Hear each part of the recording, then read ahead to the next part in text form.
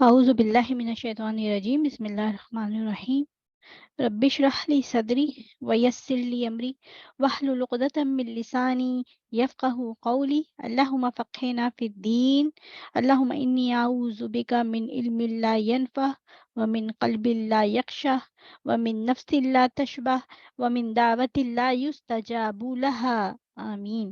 السلام علیکم ورحمۃ اللہ وبرکاتہ، کیسے ہیں آپ سب لوگ؟ الحمد للہ علی کل حال۔ میں امید کرتی ہوں آپ سب لوگ خیریت سے ہوں گے۔ تو انشاءاللہ آ جائیے، اپنی کلاس کا آغاز کرتے ہیں۔ قرآن اور احسان، ساتھ میں تھوڑا بینیفیشل ریمائنڈر ہم شروع میں لیتے ہیں، تو انشاءاللہ میرے خود کے لیے بھی اور آپ سب لوگوں کے لیے بھی ہے۔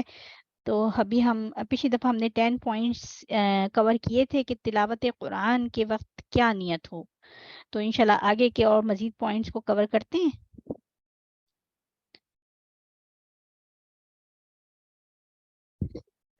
تو نمبر 11 جو ہے وہ پوائنٹ کیا ہو سکتا ہے کہ ہر حروف پر 10 اجر پانے کی نیت ہو اور اللہ جس کے لیے چاہے مزید بڑھا دے۔ ٹھیک ہے، تو ویسے تو ہمیں ایک حروف پر ہمیں پتہ ہے 10 نیکیاں ملتی ہیں، لیکن اللہ سبحانہ و تعالیٰ سے تو ان کے ہاں تو کوئی کمی نہیں ہے، ہم جتنی بھی نیت کر سکتے ہیں کہ اللہ سبحانہ و تعالیٰ ایک حروف پر کئی مزید مزید مزید ہمیں اجر بڑھا کر دے دیں۔ نمبر 12، شفاعت قرآن کے حصول کی نیت ہو کہ اللہ سبحانہ و تعالیٰ یہ جو میں پڑھ رہی ہوں روز قیامت اس کو میرے لیے شفاعت بنا دے۔ آپ سب لوگوں کو پتہ ہے کہ سورہ البقرہ اور سورہ آل عمران دو صاحبانوں کی شکل میں آ جائیں گی اس دن، جب عرش کے نیچے جب سایہ کوئی نہیں ہوگا تو دو صاحبان اور دو پرندوں کے جھنڈ کی شکل میں وہ سایہ کر دیں گی۔ تو انشاءاللہ ہم جو بھی پڑھ رہے ہیں خالی ہم کیا نیت کریں کہ اللہ اس پورے قرآن کو ہی ہمارے لیے شفاعت بنا دے۔ اس ٹائم پر ہم یہ بھی نیت کر سکتے ہیں کہ اللہ سبحانہ تعالیٰ یہ پورا قرآن ہی ہمارے لیے شفاعت کا باعث بن جائے، اور نبی صلی اللہ علیہ وآلہ وسلم کی وصیت پوری کرنے کی نیت ہو کہ اللہ سبحانہ تعالیٰ یہ جو امت کے اوپر ذمہ داری آپ صلی اللہ علیہ وآلہ وسلم کے بعد ہمارے اوپر رکھی گئی ہے، تو اللہ سبحانہ تعالیٰ آپ صلی اللہ علیہ وسلم جو وصیت ہمیں کر گئے، ہم تو سوچتے بھی نہیں ہیں کہ یہ کس کی وصیت ہے، یہ آپ صلی اللہ علیہ وسلم کی وصیت ہے ہمارے لیے۔ ہم نے کیا کرنا ہے؟ اس قرآن کو امت مسلمہ کو آگے پہنچانا ہے، جو کچھ بھی پڑھا ہے بلغوا عنی ولو آیا، چاہے ایک ہی آیت پڑھیے، تو ہماری کیا ذمہ داری ہے کہ ہم اس کو آگے پہنچاتے چلے جائیں، اپنی اور امت کی بلندی کی نیت ہو۔ تو آپ دیکھ سکتے ہیں کہ امت مسلمہ کا کیا حال ہے، ہر طرف سے جو ہے وہ کس قدر تباہی اور بربادی کی طرف جا رہی ہے۔ تو اللہ سبحانہ تعالیٰ سے ہم دعا کر سکتے ہیں کیا؟ دعا میں تو اللہ سبحانہ تعالیٰ تو ہر ایک کی شہرک سے بھی قریب ہے، تو اپنی اور امت کی بلندی کی نیت ہو کہ اللہ سبحانہ تعالیٰ امت مسلمہ کو اونچا کر دے، پھر جنت میں بلند درجات حاصل ہونے، وقار کا تاج پہنائے جانے اور والدین کو دو چادر سے مزین کیے جانے کی نیت ہو جن کے برابر پوری دنیا نہیں ہو سکتی۔ ٹھیک، تو جنت میں بلند درجات حاصل ہونے کے اللہ سبحانہ و تعالیٰ کا دیدار چاہتی ہوں۔ جنت کا بلند درجہ کہاں پر ہے؟ جہاں جلہ کا عرش ہے۔ ٹھیک ہے، تو اللہ سبحانہ و تعالیٰ اس درجے تک پہنچا دے کہ میں اللہ سبحانہ و تعالیٰ کو دیکھ سکوں، وقار کا تاج پہنائے جانے اور والدین کو دو چادر سے مزین کیے جانے کی نیت ہو کہ اللہ سبحانہ و تعالیٰ، آپ سب کو پتہ ہے جو بھی اپنے بچوں کو قرآن پڑھاتے ہیں سکھاتے ہیں، جو حافظ بنتے ہیں، تو ان کے لیے کیا اعزاز ہے، اللہ سبحانہ تعالیٰ ان کو وقار کا تاج پہنائیں گے۔ تو ہم یہ بھی دعا کر سکتے ہیں کہ اللہ سبحانہ تعالیٰ اب جو نہیں کر سکے اپنے بچوں کے ساتھ اور ان کی عمریں نکل گئیں، تو وہ نیت کر سکتے ہیں کہ اللہ سبحانہ تعالیٰ ہمیں بھی وہ دے دے۔ ٹھیک ہے، کہ اللہ سبحانہ تعالیٰ کے ہاں تو کوئی کمی نہیں ہے، اور والدین کو دو چادر سے مزین کیے جانے کی نیت ہو۔ اور یہ بھی حدیث میں آتا ہے کہ ایسے والدین جن کے بچے حافظ ہیں اور وہ قرآن پر امپلیمنٹ بھی کرتے ہیں، خالی حفظ کر لینا کافی نہیں ہے۔ تو اہل القرآن وہ ہوتے ہیں جو قرآن والے ہوتے ہیں، وہ جو قرآن کے ساتھ رہتے ہیں، قرآن پہ امپلیمنٹ کرتے ہیں، عمل کرتے ہیں۔ ٹھیک ہے، تو وہ والدین کو دو چادر سے مزین کیے جانے کی نیت ہو اور جن کے برابر پوری دنیا نہیں ہو سکتی۔ سبحان اللہ، تو ایسی چادر جن کے برابر پوری دنیا نہیں ہو سکتی، یہ دو چادریں ایسی ہیں۔ آگے نمبر 16، کلام الہی کے ذریعے اللہ کی قربت حاصل کرنے کی نیت ہو کہ اللہ سبحانہ تعالیٰ آپ کے قریب آنا چاہتی ہوں، آپ سے دوستی کرنا چاہتی ہوں، آپ کی قربت، آپ کی رضا۔ صحابہ کرام کو کیا ٹائٹل ملا ہوا تھا؟ رضی اللہ عنہم ورضوا عنہ، کہ اللہ ان سے راضی ہوا اور اللہ سبحانہ تعالیٰ اور وہ اللہ سے راضی ہوئے۔ کیا ہم اللہ سے راضی ہیں؟ کیا ہیں؟ ہم لوگ ہیں اللہ سے راضی؟ میرا سوال ہے آپ لوگوں سے۔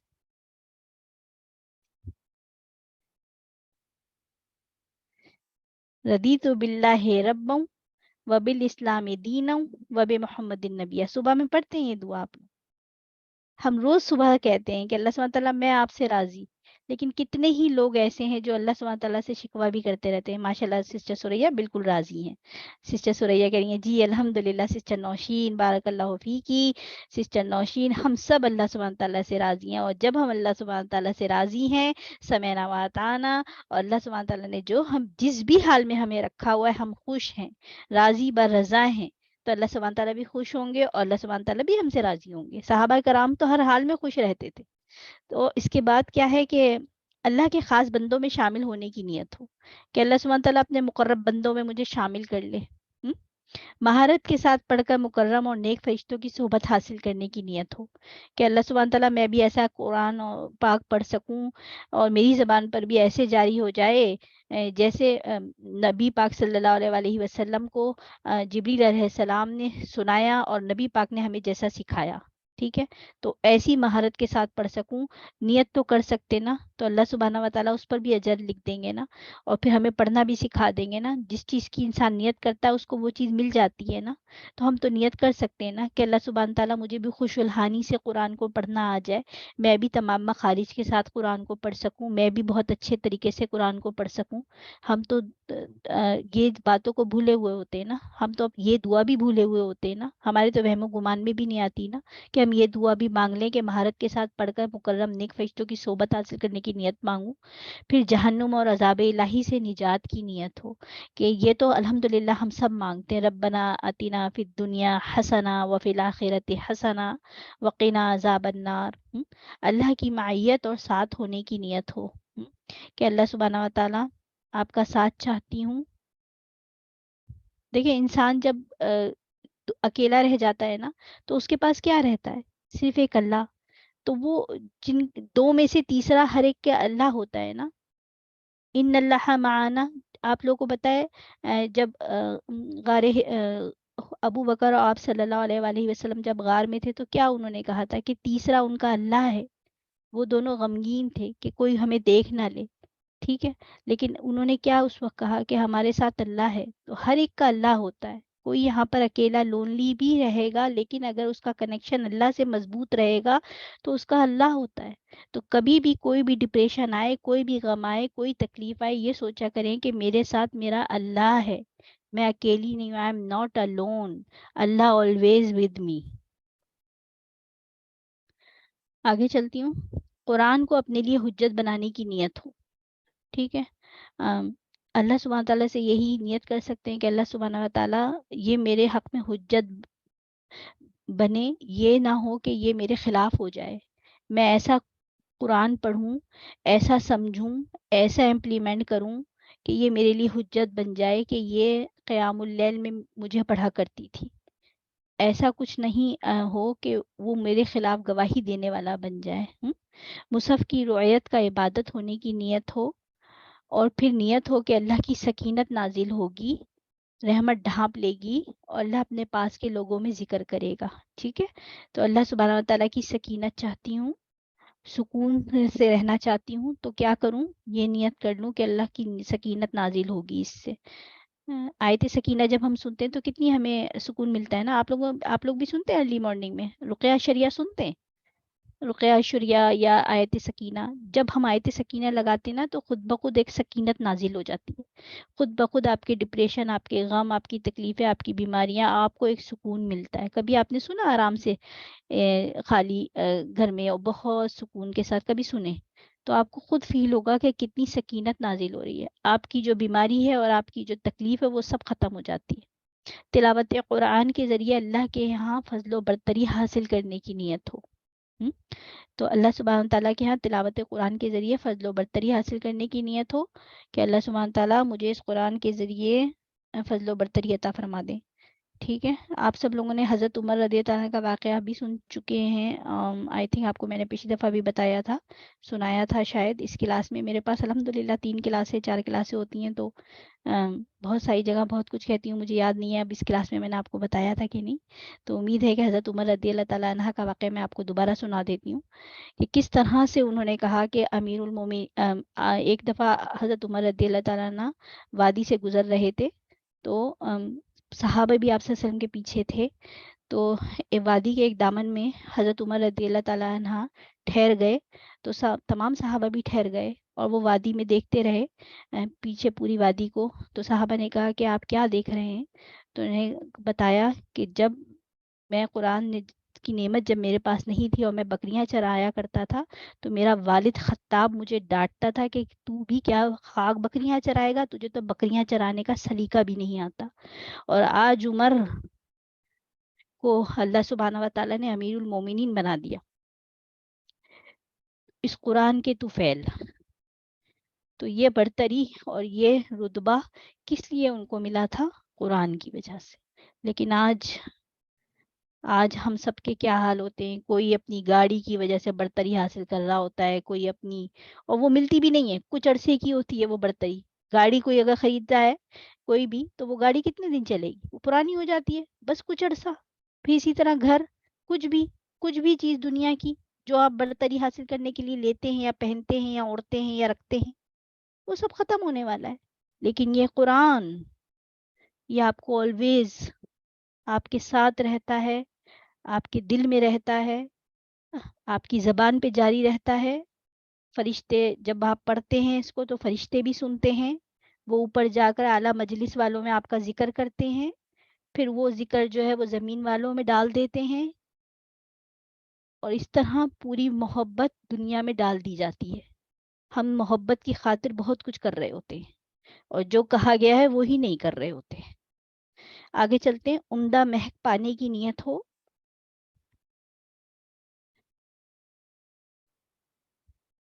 دنیا میں گمراہی اور آخرت پہ بدبختی سے بچنے کی نیت ہو, غم و پریشانیوں اور حزن و تکالیف سے بچنے کی نیت ہو, یہ نیت ہو کہ قرآن میری قبر میں ساتھ ہوگا, صراط پر میرے لیے نور ہوگا, دنیا میں رہنا اور آخرت میں جنت کی طرف ہانک کر لے جائے گا, رسول اللہ صلی اللہ علیہ وآلہ وسلم کے اخلاق حسنہ پر تربیت پانے کی نیت ہو, نفس کو باطل سے بچا کر حق میں مشغول رکھنے کی نیت ہو, شیطان اور نفسانی خواہشات کا مقابلہ کرنے کی نیت ہو, قرآن کا اپنے اور کافروں کے درمیان حجاب و پردہ بنانے کی نیت ہو. آسان تھا, امید ہے کہ سب سمجھ آ گیا ہوگا. قرآن کا اپنے اور کافروں کے درمیان حجاب اور پردہ بنانے کی نیت ہو, یہی وہ اللہ کے ساتھ تجارت ہے جس میں منافع کی ضمانت دی گئی ہے, اور یہ منافع اللہ عز و جل اپنے فضل و کرم سے عطا کریں گے اور اس کے عطیات میں کوئی کمی نہ ہوگی. یعنی یہی وہ اللہ کے ساتھ تجارت ہے جس کی تجارت کی ہم نے پہلے بات کی تھی. تو یہی وہ تجارت ہے جس سے ہم منافع حاصل کر سکتے ہیں, اور اس کی گارنٹی جو ہے, ضمانت دی گئی ہے کہ اگر ہم اللہ سبحانہ تعالیٰ کے ساتھ اپنا کنیکشن اور قرآن کے ساتھ اپنا کنیکشن مضبوط رکھیں گے تو اس میں کوئی خسارہ نہیں ہے. اور پھر آخر میں یہ لکھنے والے جو رائٹر ہیں وہ یہ کہہ رہے ہیں, اور یہ منافع اللہ عز و جل کے اپنے فضل و کرم سے عطا کرے گا اور اس کی عطیات میں کوئی کمی نہ ہوگی. ٹھیک ہے, چلے آ جائیے پھر. آج کا ہمارا لیسن ہے تیسرا مسئلہ. آج ہم انشاءاللہ کور کریں گے, اس کے 2 ٹاپک کور کریں گے. آج تھوڑا سا شارٹ کلاس کریں گے انشاءاللہ, کیونکہ تھوڑا زیادہ ہے لیکچر, تو بس اسی پر اکتفا کریں گے. ہو سکتا ہے جلدی ختم ہو جائے ہماری کلاس. چلیں انشاءاللہ بسم اللہ کرتے ہیں.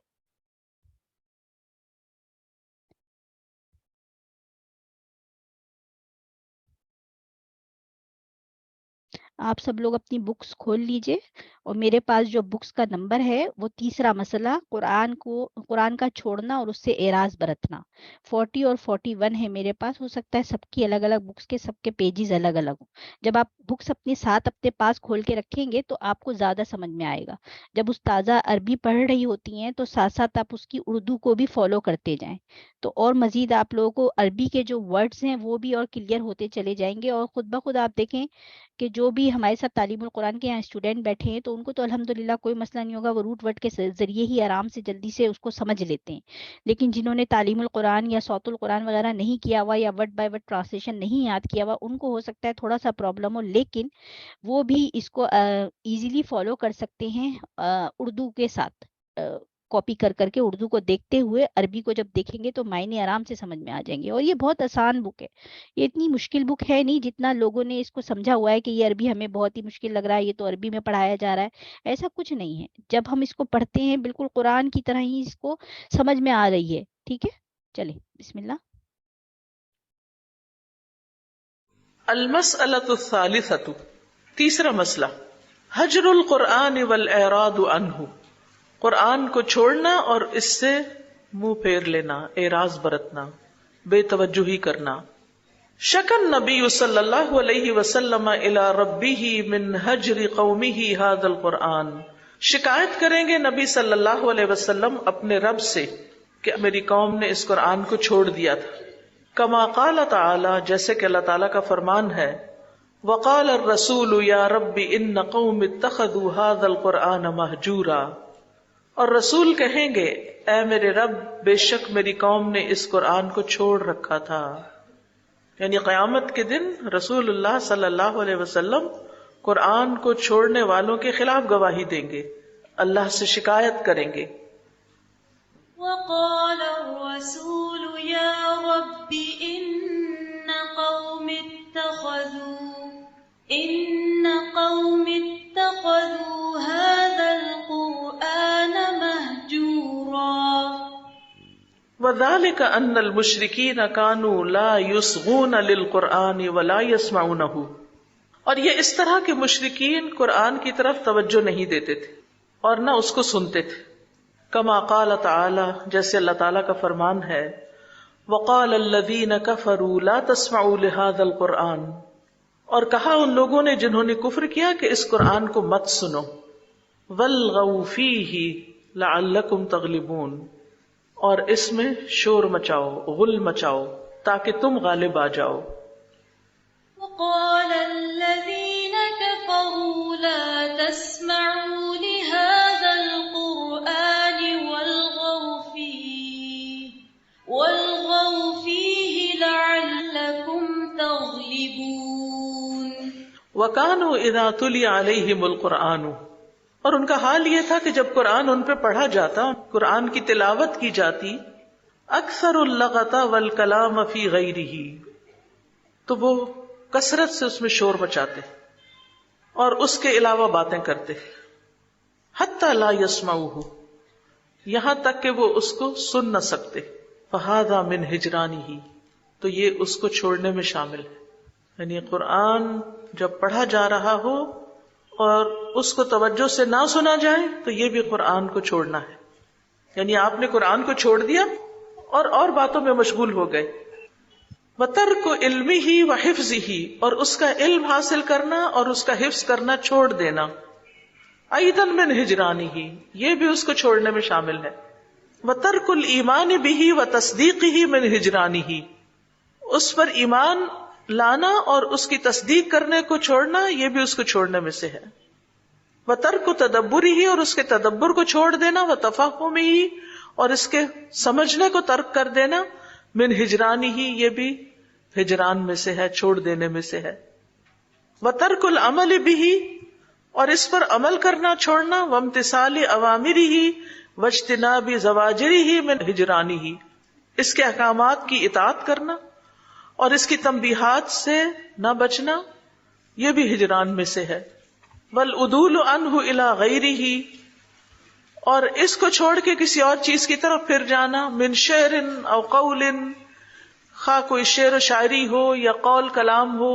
او غناء یا گیت گانا ہو، او لہو یا کھیل کود ہو، او کلام یا کوئی اور کلام ہو، او طریقت یا کوئی اور ایسا طریقہ ہو، مأخوذۃ من غیرہ جو اس کے علاوہ کسی اور چیز سے اخذ کیا گیا ہو، من ہجرانی ہی یہ بھی اس کو چھوڑنے میں شامل ہے. یعنی قرآن کو پڑھنے کا وقت نہ ہونا، سمجھنے کا وقت نہ ہونا اور دیگر مشغولیات میں لگے رہنا، یہ بھی ترک قرآن میں سے ہے. اب دیکھیں بہت سے لوگ دن بھر کام کاج کے بعد جب گھر واپس آتے ہیں تو انٹرٹینمنٹ کے نام پر کیا کرتے ہیں؟ یا تو ٹی وی لگا لیتے ہیں. اب تو ٹی وی بھی کم لگتا ہے، اپنے اپنے موبائل کے ساتھ بیٹھ کے یا گیم کھیل رہے ہوتے ہیں یا اس پہ کوئی ویڈیوز دیکھ رہے ہوتے ہیں یا ادھر ادھر کچھ سرفنگ کر رہے ہوتے ہیں. اور جب ان سے کہا جائے کہ قرآن پڑھنے کے لیے آؤ تو کہتے ہیں وقت ہی نہیں ہے، کام بہت ہے، مشغولیت بہت ہے. تو کیا واقعی ان کے پاس عذر ہے؟ کیا یہ مصروفیات واقعی اتنی ضروری ہیں کہ جس میں سے ایک دن یا 2 دن بھی نہیں نکل سکتے کہ کچھ وقت قرآن کے ساتھ بھی گزارے؟ صبح تلاوت کر کے نہیں نکلتے کیوں؟ بہت سے لوگ صبح گھر سے نکلتے وقت قرآن کی تلاوت نہیں کرتے. کیا کہتے ہیں؟ جلدی ہوتی، وقت نہیں، گاڑی جلدی آ جاتی، ٹائم پہ دفتر پہنچنا ہے، ٹائم پہ اسکول پہنچنا ہے. گھر والیاں کیوں نہیں پڑھ رہی ہوتی؟ کیونکہ دیر سے اٹھتی ہیں اور سیدھی کچن میں چلی جاتی ہیں کیونکہ وقت نہیں. تو سوچنا چاہیے کہ ہر چیز کے لیے وقت ہے، قرآن کے لیے وقت نہیں. اور اگر دن کا آغاز قرآن سے نہیں تو پھر دن میں برکت کہاں سے ہوگی؟ عمر میں برکت کہاں سے ہوگی؟ باقی کاموں میں برکت کہاں سے ہوگی؟ وَوَبَّخَ اللَّهُ وَأَنْكَرَ عَلَى مَنْ أَعْرَضَ عَنْ تَدَبُّرِ كِتَابِهِ، اور اللہ سبحانہ وتعالیٰ نے توبیخ کی ہے، ڈانٹا ہے اور انکار کیا ہے ان کا جو اس کی کتاب کے تدبر سے اعراض برتے. وَقَدْ جَاءَ مُوَضِّحًا فِي آيَاتٍ كَثِيرَةٍ، اور بہت سی آیات میں اس بات کی وضاحت کرتے ہوئے یہ کہا گیا ہے كَقَوْلِهِ تَعَالَى، یعنی یہ بات بہت سی آیات میں واضح کر دی گئی ہے. افلا يتدبرون القرآن، کیا پھر وہ قرآن میں غور نہیں کرتے؟ ولو كان من عند غیر اللہ، اگر وہ اللہ کے سوا کسی اور کی طرف سے ہوتا، لوجدوا فیہ اختلافا کثیرا، تو وہ اس میں بہت زیادہ اختلاف پاتے. یعنی اللہ سبحانہ تعالیٰ نے اس بات پر ناراضگی کا اظہار کیا ہے کہ وہ یہ لوگ قرآن پر غور کیوں نہیں کرتے. افلا يتدبرون القرآن ولو كان من عند غير الله لوجدوا فيه اختلافا كثيرا. وقوله تعالی، اور اللہ تعالیٰ کا فرمان ہے، افلم يدبروا القول، کیا انہوں نے اس کلام میں غور و فکر نہیں کیا، تدبر نہیں کیا؟ ام جاءہم ما لم یأت آباءہم الاولین، یا ان کے پاس وہ چیز آئی ہے جو ان کے پہلے باپ دادا کے پاس نہیں آئی تھی. افلم يدبروا القول ام جاءہم ما لم یأت آباءہم الاولین. وقوله تعالی، اور اللہ تعالیٰ کا فرمان ہے، افلا یتدبرون القرآن، کیا بھلا یہ لوگ قرآن پر غور و فکر نہیں کریں گے، تدبر نہیں کریں گے؟ ام علی قلوب اقفالها، یا ان کے دلوں پر قفل پڑے ہوئے ہیں، تالے پڑے ہوئے ہیں. افلا يتدبرون القرآن ام على قلوب اقفالها. ان ساری آیات میں کس سے خطاب ہے؟ سب سے پہلے مخاطب کون ہے؟ مشرکین، اہل مکہ، جن کی طرف قرآن بھیجا گیا تھا کہ یہ قرآن پر تدبر کیوں نہیں کرتے، یہ غور کیوں نہیں کرتے اس بات پر. وقد ذم جل وعلا المعرض عن هذا القرآن العظیم فی آیات کثیرہ، اور اللہ سبحانہ وتعالی نے مذمت کی ہے المعرض، منہ پھیرنے والے سے، عن هذا القرآن العظیم، اس قرآن عظیم سے، فی آیات کثیرۃ، بہت سی آیات میں، یعنی جو کوئی اس قرآن سے روگردانی اختیار کرتا ہے تو قرآن ہی میں ان کی مذمت بیان کی گئی ہے. کقولہ تعالی، جیسا کہ اللہ تعالیٰ کا فرمان ہے، ومن اظلم ممن ذکر بآیات ربہ فاعرض عنها، تو اس شخص سے بڑا ظالم اور کون ہے جس کو اس کے رب کی آیات کے ساتھ نصیحت کی گئی تو اس نے ان سے اعراض برتا، منہ پھیر لیا۔ ومن أظلم ممن ذكر بآيات ربه فأعرض عنها۔ وقوله تعالی، اور اللہ تعالیٰ کا فرمان ہے، من اعرض عنہ فإنہ یحمل یوم القیامۃ وزرا، جو اس سے یعنی اس قرآن سے منہ پھیرے گا، اعراض برتے گا، تو یقیناً وہ قیامت کے دن ایک بڑا بوجھ اٹھائے گا۔ من أعرض عنه فإنه يحمل يوم القيامة وزرا۔ وقوله تعالی، اور اللہ تعالیٰ کا فرمان ہے، ومن اعرض عن ذکری، جو میرے ذکر سے اعراض برتے گا، فإن له معیشۃ ضنکا، تو اس کے لیے تنگ زندگی ہوگی، تنگ گزران ہوگی۔ وَنَحْشُرُهُ يَوْمَ الْقِيَامَةِ أَعْمَى، اور قیامت کے دن ہم اسے اندھا کر کے اٹھائیں گے۔ ومن أعرض عن ذكري فإن له معيشة ضنكا ونحشره يوم القيامة أعمى۔ ومعلوم ان كل من لم يشتغل بتدبر آیات هذا القرآن العظیم، اور معلوم ہے یہ بات کہ جو کوئی اس قرآن عظیم کی آیات کے تدبر کے ساتھ مشغول نہ ہوا، جس نے ان کے ساتھ وقت نہ گزارا، ای تصفحها، یعنی ان کو پڑھنے میں، تصفح صفحہ پلٹنے کے لیے آتا ہے، پیج تھرو کرنا، ریڈ کرنا مراد ہے، وتفہمها، اور اس کے فہم میں، وادراک معانیها، اور اس کے معنی کو جاننے میں، والعمل بها، اور اس پر عمل کرنے میں، فإنه معرض عنها، تو وہ دراصل اس سے اعراض برتنے والا ہے۔ یعنی جو شخص بھی اس قرآن کو پڑھتا نہیں، سمجھتا نہیں، اس کے معنی کو نہیں جانتا، اس پر عمل نہیں کرتا، وہ دراصل اس قرآن سے منہ پھیرے ہوئے ہے۔ غیر متدبر لها، وہ اس پر تدبر نہیں کر رہا۔ فیستحق الانکار والتوبیخ المذکور فی الآیات، تو وہ مستحق ہے انکار اور ڈانٹ کا جو ان آیات میں بیان کی گئی ہے۔ ان کان اللہ آتاہ فہمن، اگر اللہ نے اس کو فہم عطا کیا ہے، یقدر بہ علی التدبر، جس کے ذریعے وہ تدبر پر قادر ہو سکتا ہے، یعنی جس کی وجہ سے وہ تدبر کرنے پر قدرت رکھتا ہے لیکن پھر بھی تدبر نہیں کرتا، تو ایسا شخص پھر اللہ سبحانہ وتعالی کی طرف سے آنے والی مذمت اور ڈانٹ کا مستحق ہے۔ یہ ساری آیات انہوں نے یہاں پر اکٹھی کر دی ہیں، یعنی مفہوم یا خلاصہ کیا ہے بات کا، کہ جو شخص بھی قرآن کو سمجھنے کی طاقت رکھتا ہے، اس کو اللہ نے عقل سمجھ دی ہے، اس کو وسائل عطا کیے ہیں، اس کو علم عطا کیا ہے، لیکن پھر بھی وہ اپنے ذہن، دل، دماغ، اوقات اور صلاحیت کو قرآن سمجھنے میں نہیں گزارتا، تو وہ دراصل کیا کر رہا ہے؟ اس قرآن سے اعراض برت رہا ہے۔ اور اعراض برتنے والے کے لیے جو ناراضگی ہے اللہ تعالیٰ کی، اوپر آیات میں جو بیان ہوئی ہے، وہ اس کے لیے بھی ہے۔ آج آپ دیکھیں کہ ہماری بہت سی پریشانیوں اور غموں اور دکھوں کا جو سبب ہوتا ہے وہ اس قرآن سے اعراض ہوتا ہے کہ زندگی سے برکت ختم ہو جاتی ہے، لیکن ہم پھر بھی قرآن کی طرف نہیں آتے، قرآن سے علاج نہیں کرتے، قرآن کے ذریعے اپنے دکھوں کا مداوع نہیں کرتے۔ تو اعراض برتنے کی کچھ اقسام ہیں، قرآن کو چھوڑنے کی کچھ اقسام ہیں۔ ابن قیم الجوزی کہتے ہیں قرآن کو ترک کرنے کی کئی اقسام ہیں۔ نمبر 1، اس کو نہ سننا نہ اس پہ ایمان لانا، جیسے وقال الذین کفروا لا تسمعوا ھذا القرآن۔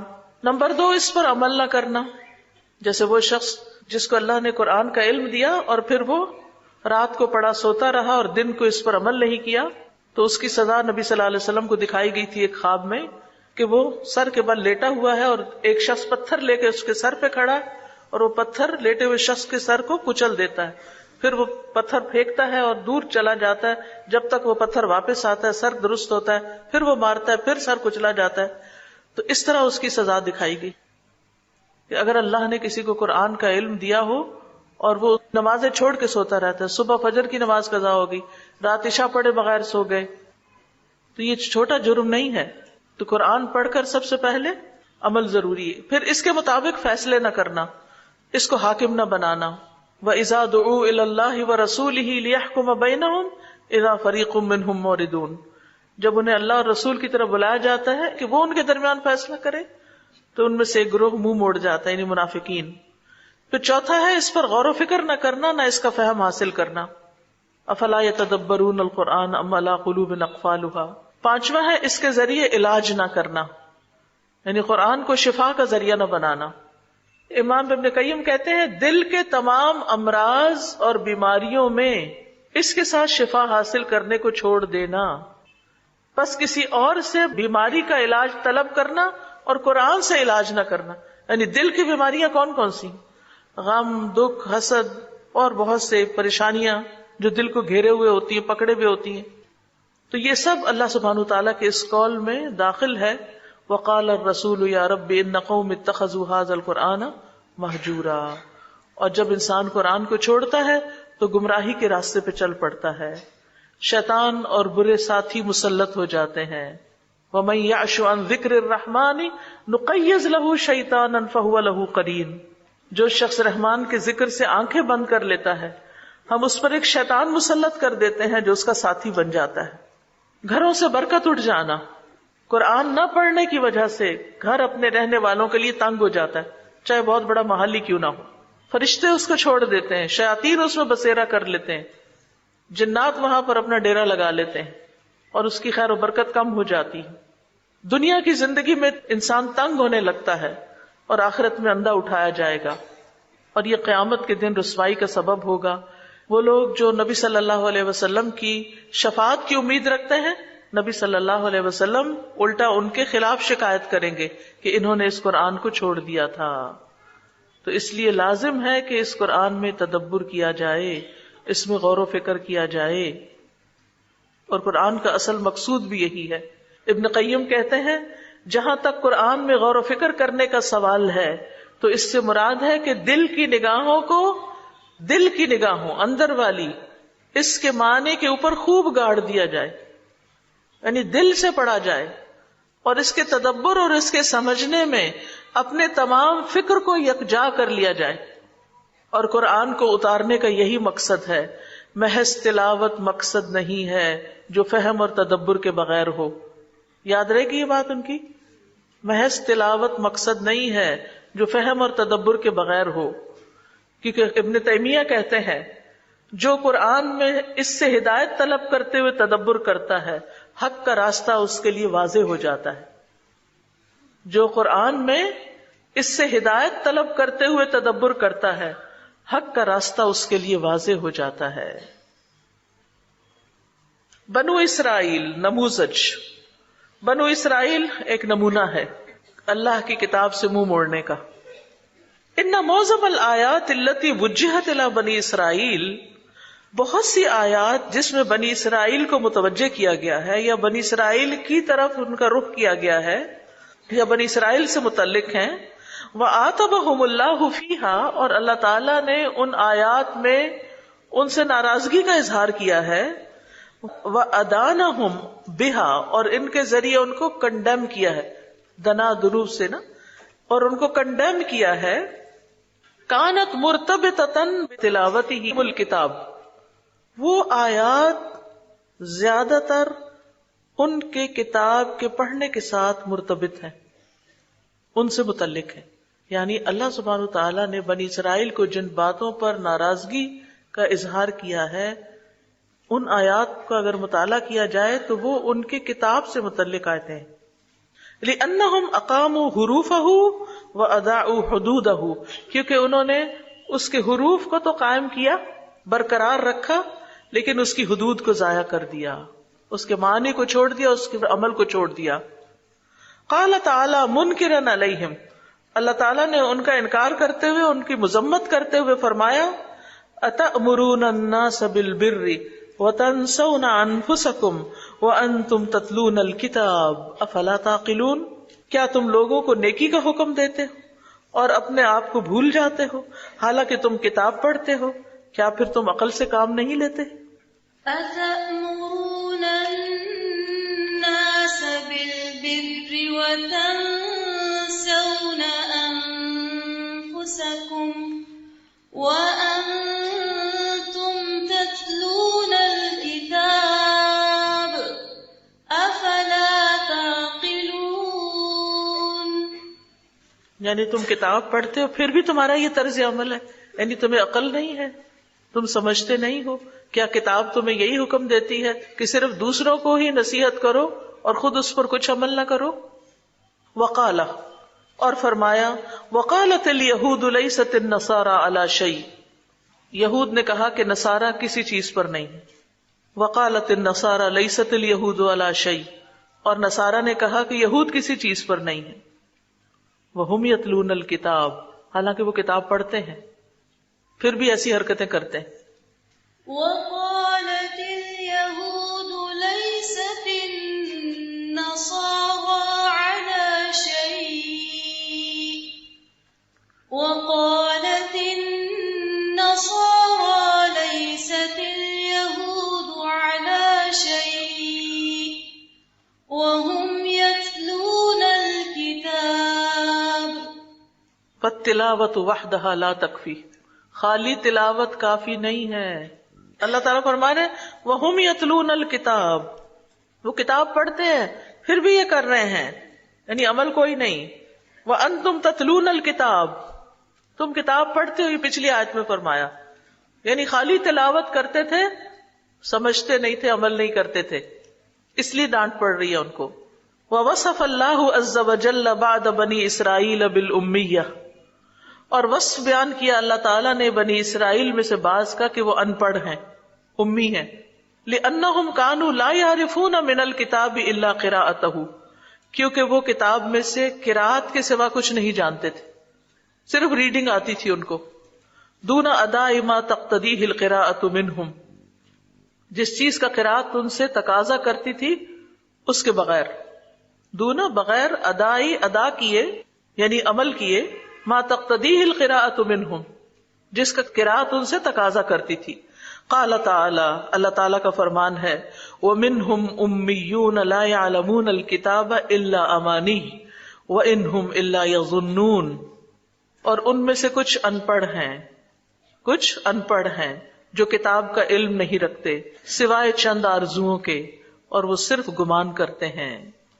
وَمِنْهُمْ أُمِّيُّونَ لَا يَعْلَمُونَ الْكِتَابَ إِلَّا أَمَانِيَّ وَإِنْهُمْ إِلَّا يَظُنُّونَ.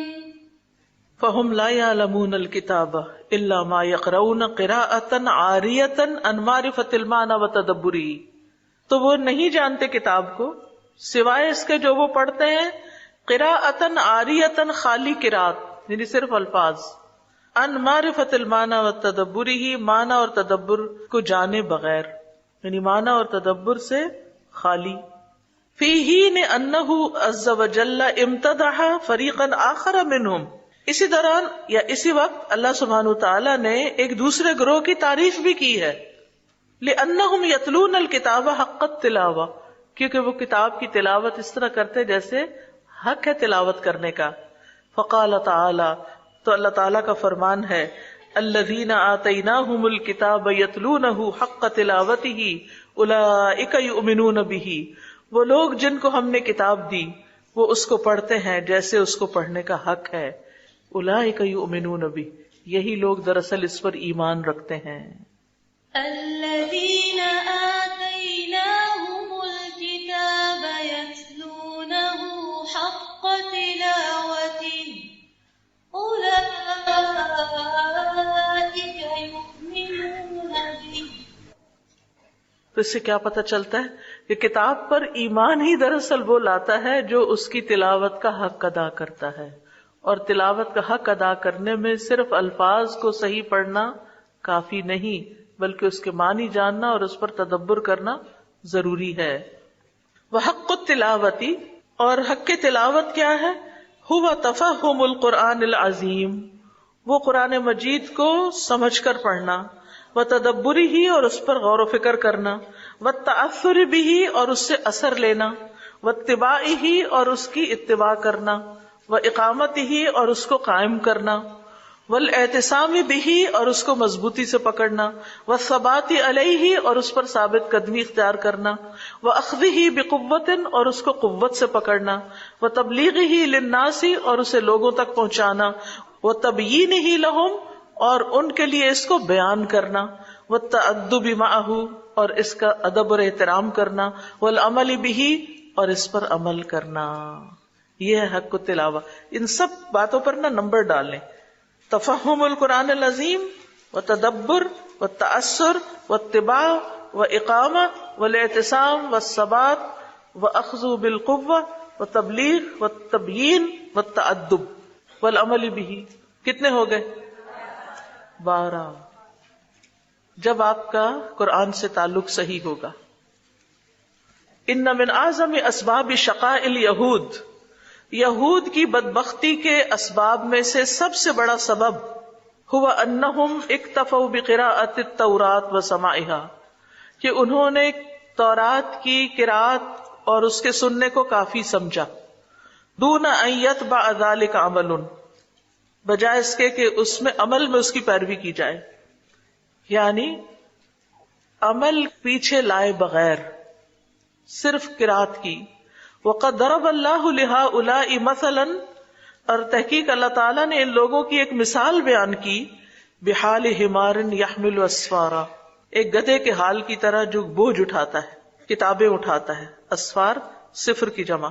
لا حظ له منها الا الحمل دون علم، اس بیچارے کا اس میں کوئی حصہ ہی نہیں سوائے اس کو اٹھانے کے، علم کے بغیر، ولا فہم، اور بغیر فہم کے.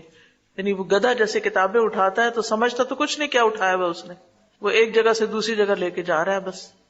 مثل الذین حملوا التوراۃ ثم لم يحملوها، مثال ان لوگوں کی جنہوں نے تورات کو اٹھا لیا پھر اس کو دراصل اٹھایا نہیں، یعنی سمجھا نہیں.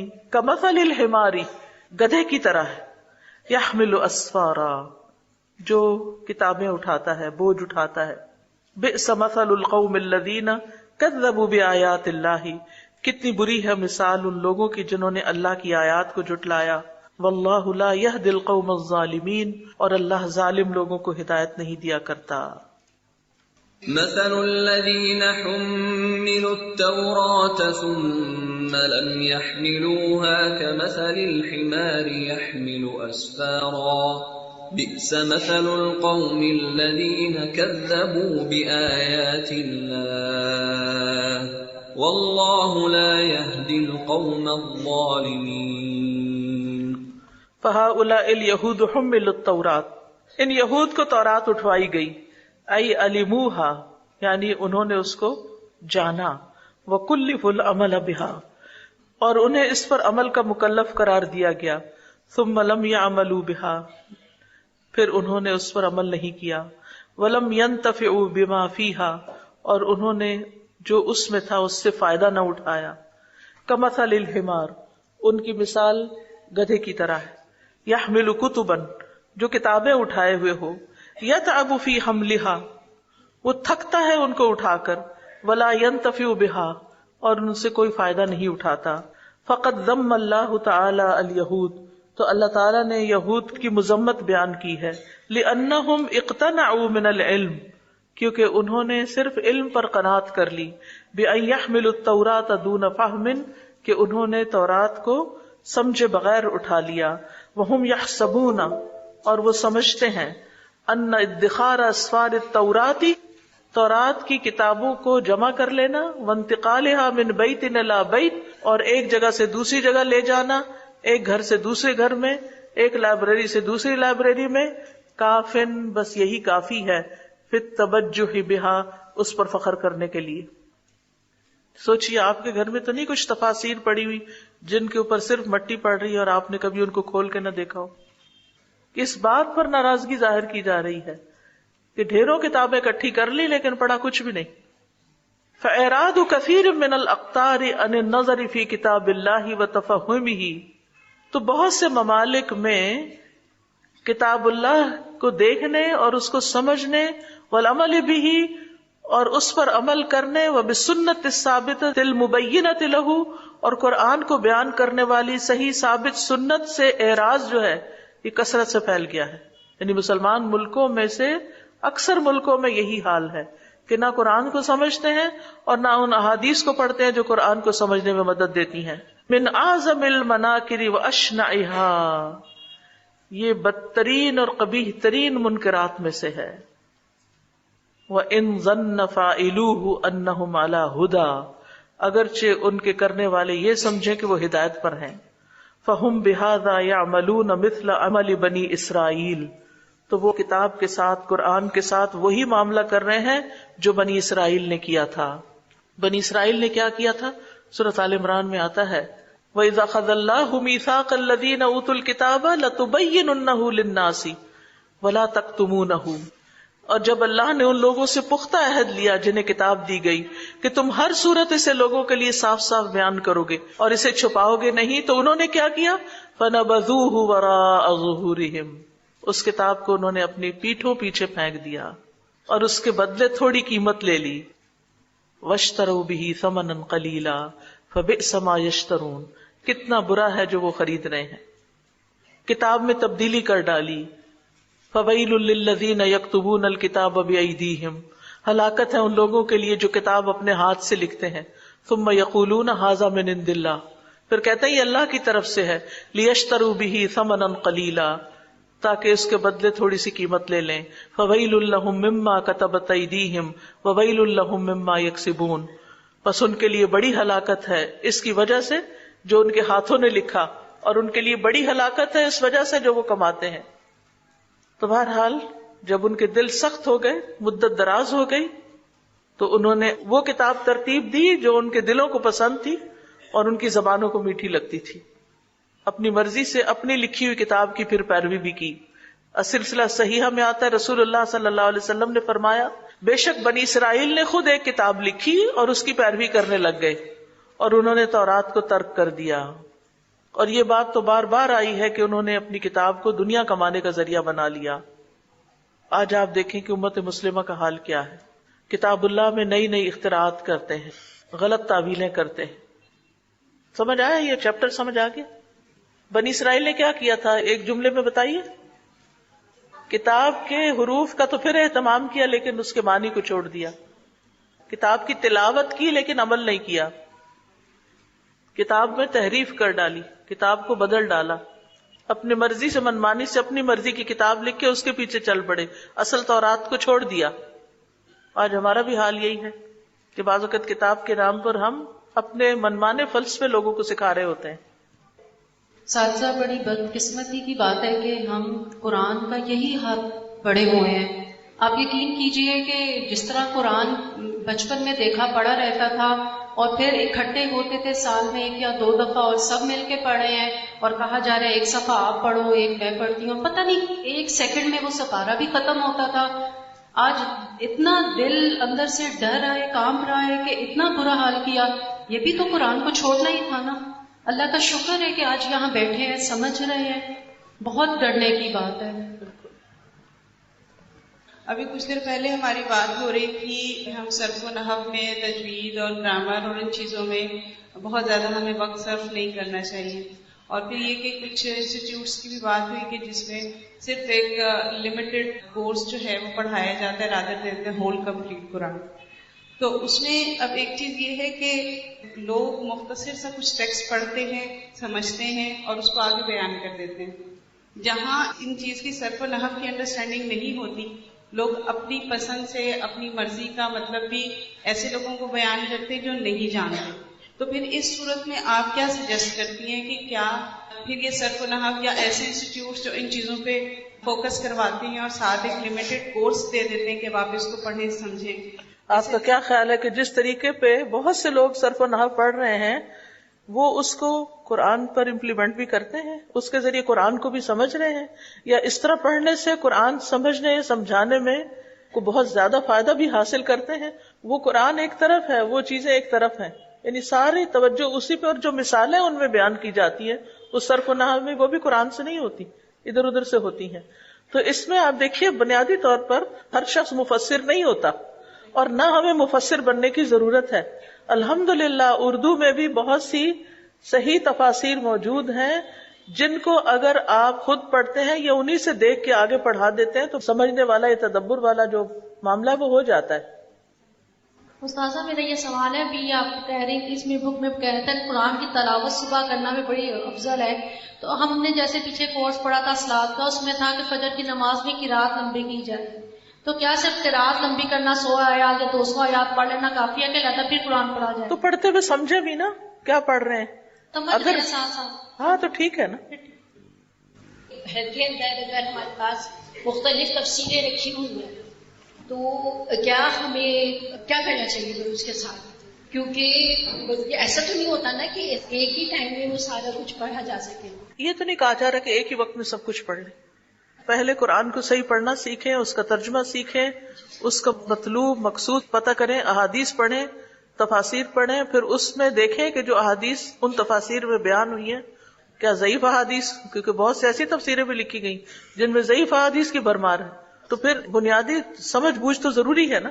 تو اسی طرح ایک دو اور میرے پاس تفسیریں پڑھی تو کیا وہ میں مدرسے میں بھجوا دوں یا کیا کرنا چاہیے؟ اس کو پڑھیں، تفسیر القرآن کو پڑھیں. نہیں وہ تو ہے نا. یہ میں ایک عمومی بات کی ہے جس کو سمجھیں، جس کا مطلب یعنی یہ نہیں کہ اب آپ گھر میں جو کتابیں سب اٹھا کے مدارس میں بھیجنا شروع کر دیں. میرے کہنے کا مقصد یہ تھا کہ آپ علم سیکھیں. ٹھیک ہے. اعوذ باللہ من الشیطان الرجیم، بسم اللہ الرحمن الرحیم. سبحان اللہ. کتنا زبردست ٹاپک تھا کہ جو کچھ ہو رہا ہے اور جو کچھ ہماری زندگیوں میں ہو رہا ہوتا ہے بالکل ٹو دا پوائنٹ ایسے ریلیٹ ہو رہی تھی باتیں کہ لگ رہا تھا کہ واقعی ہم کتنی زیادہ کوتاہی میں ہیں اور کتنے زیادہ ہمارے اندر خامیاں ہیں. تو ہمارے بھی گھروں میں کتنی زیادہ کتابیں ہوتی ہیں اور بعض اوقات ڈسٹ بھی لگ رہی ہوتی ہے اور ہم سالوں سال ہو جاتے ہیں ہم اسے کھول کے بھی نہیں دیکھتے. اور پھر ابھی استاذہ نے یہی بات کی ہے کہ یہ بھی نہیں ہے کہ اب ہم انہیں جو ہے وہ ڈم کر آئیں کہیں، اور یہ ایسا نہیں کہ جو رکھی ہے تو اس کے لیے کرنا کیا ہے، اس کا حق اس کو دینا ہے اور اس کو پڑھنا ہے. سبحان اللہ. چلے آ جائیں انشاءاللہ. ابھی ہم اپنا ریویو کر لیتے ہیں جو بھی ہم نے پڑھا ہے، تھوڑے سے مین پوائنٹ. تو سب سے پہلے تو یہ جو 6 پوائنٹ تھے کہ رسول اللہ قرآن کے چھوڑنے میں کیا کیا چیزیں آ جاتی ہیں اس کو اعراض برتنے میں. جو پوائنٹ 6 تھے وہ یہ تھے. نمبر 1 کیا ہے، آپ لوگ سب چیٹ کریں گی، اس پہ چیٹ لائن پہ لکھیں تو انشاءاللہ میں آپ کے بھی کمنٹس جو ہے وہ ساتھ ساتھ پڑھتی چلی جاؤں گی. یہ رہے 6 point. 6 way of abandoning Quran. Number 1 noise and talk. ٹھیک. پھر number 2 not learning and not memorizing. ٹھیک ہے. پھر number 3 not believing and not verifying it. Number 4 not doing tadabbur. Number 5 not acting upon it. And number 6 indulging in poetry, singing, entertainment and chit chat. کہ قرآن کو چھوڑ کر کسی اور چیز کی طرف مائل ہونا، چاہے وہ شعر ہو یا قول، گیت گانا ہو یا کھیل کود، کوئی اور کلام ہو یا کوئی ایسا طریقہ جو قرآن کے علاوہ کسی اور چیز سے اخذ کیا ہو، تو ایسا کرنا بھی اس کو چھوڑنا ہے. تو قرآن کو چھوڑنے میں یہ 6 پوائنٹس ہیں. ٹھیک ہے. تو نمبر 1 آپ سب نے دیکھ لیا کہ خوب شور و غل کرنا، کہ جو کوئی سن رہا ہے تو اس کو سمجھ ہی نہ آئے، خوب شور مچانا. ٹھیک ہے. مثال کے طور پر اگر ہم کسی مجلس میں جاتے ہیں اور کوئی اللہ رسول کی بات کر رہا ہوتا ہے تو ہم اس کی بعض اوقات ہوتا ہے دوسرے بیٹھے ہوئے جن کو انٹرسٹ نہیں ہوتا وہ اس کی بات کو کاٹ رہے ہوتے ہیں اور کوئی اور دوسری بات نکال لاتے ہیں. تو یہ کیا ہے؟ قرآن کو چھوڑنا. کہ آپ نے جو کوئی اللہ رسول کی بات کر رہا تھا اس کو کاٹ کے فوراً کہ بھئی یہ تو ہماری مرضی کے خلاف چل رہی ہیں باتیں، ہم تو یہاں انٹرٹین کی مجلس میں بیٹھے ہیں تو ہم دوسری بات نکال لیں. ٹھیک ہے. اور اس کا علم اور اس کے حفظ کو ترک کرنا بھی اس کو چھوڑنا ہے. ٹھیک ہے. کہ ہم میمورائز ہی نہ کریں کہ ہم قرآن میں کیا نماز میں ہم کیا پڑھیں. ٹھیک ہے، صرف 3 ہی آیتوں پر اکتفا کیا ہوا ہے، الحمدللہ، قل هو اللہ احد، قل اعوذ برب الناس، بس یہ 3 ہی صورتیں جو ہیں وہ پڑھے جانے ہیں اور چھوٹی چھوٹی بس صورتیں پڑھے جانا ہے. تو یہ سب کیا ہے؟ قرآن کو چھوڑ دینا ہے نا. تو ہماری کوشش یہی ہونی چاہیے کہ دیکھیں اب رمضان آ رہا ہے، ہم کوشش کریں کہ زیادہ سے زیادہ حفظ کریں تاکہ ہم نمازوں میں اپنی اچھے سے نمازوں کو بہتر بنا سکیں. اور فرض میں تو ہمیں دیکھیں بغیر دیکھے پڑھنا ہوتا ہے نا، حفظ کے ساتھ پڑھنا ہوتا ہے. نوافل وغیرہ میں تو پھر بھی ہم مصحف رکھ لیتے ہیں نا، لیکن فرض کے لیے ہماری انٹینشن کیا ہونی چاہیے کہ ہم زیادہ سے زیادہ قرآن کو میمورائز کریں. مثال کے طور پر اب سورہ ملک ہے تو سورہ ملک کو ہم یاد کر سکتے ہیں، 30 آیتوں پر مشتمل ہے نا صرف. تو ہم اس کو 10 آیتیں جو ہیں وہ ایک رکعت میں پڑھ سکتے ہیں، پھر دوسری رکعت میں بھی پڑھ سکتے ہیں 10 اور مزید. تو اس طرح سے کر سکتے ہیں نا کہ تو اس طرح پوری سورت جو ہے وہ ہم 4 رکعت میں ڈیوائڈ کر کے بھی پڑھ سکتے ہیں. پھر اسی طرح سے ناٹ بلیونگ کہ اس پر ایمان نہ رکھنا اور پھر جو کچھ کہا گیا اس کو ماننا ہی نہیں، اس پر عمل اس کا. پھر اسی طرح سے ناٹ ڈوئنگ تدبر، کہ تدبر ہی نہیں کی جائے. اور کتنے ہی لوگ ہیں ہم میں سے جو تدبر کرتے ہیں، کتنے ہی لوگ ہیں، بہت کم. اور جبکہ قرآن کی پہلی آیت ہی ہم کو کیا کہہ رہی ہے؟ ذالک الکتاب لا ریب فیہ ھدی للمتقین. قرآن ہدایت کے لیے آیا ہے. کس کے لیے آیا ہے؟ ہدایت کے لیے. اب جب ہم صرف ایز اے ثواب کے لیے، آج کل ٹرینڈ کیا بنا ہوا ہے لوگوں کا، صرف ثواب کے لیے پڑھتے ہیں نا، تو اس سے ہدایت تو بہت ہی کم لوگ جو ہیں وہ غور و فکر کر کے اس سے ہدایت لیتے ہیں نا. کیونکہ کتاب انزلناہ الیک مبارکا لیدبروا آیاتہ ولیتذکروا اولو الالباب. یہ کتاب جو ہم نے تم پر نازل کی ہے بابرکت ہے تاکہ لوگ اس کی آیتوں میں غور کریں، تاکہ اہل عقل نصیحت پکڑیں. تو ہمیں قرآن مجید پڑھتے ہوئے اسے سبق حاصل کرنا ہے. اور جو جتنا عقل مند ہوگا وہ اتنا ہی اچھا سبق سیکھے گا، سبق لے گا اس سے، اور زندگی میں پھر اس کی برکت بھی ہوگی. اور بھی ہمیں پتہ ہے حسن بصری نے کا یہ بھی قول ہے کہ قرآن اس لیے نازل کیا گیا ہے کہ اس پر غور و فکر کیا جائے، اس پر عمل کیا جائے. اور تم اس کی تلاوت کو اپنا عمل یعنی معمول بنا لو، یعنی روزانہ اس کی تلاوت کرتے رہو، اور تلاوت بھی سمجھ کر کی جائے، تبھی زیادہ فائدہ ہوگا انشاءاللہ.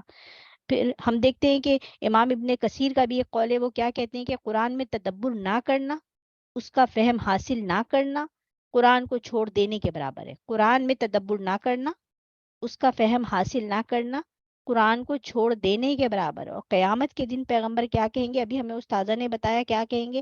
اے میرے رب، میری قوم نے قرآن کو چھوڑ دیا تھا.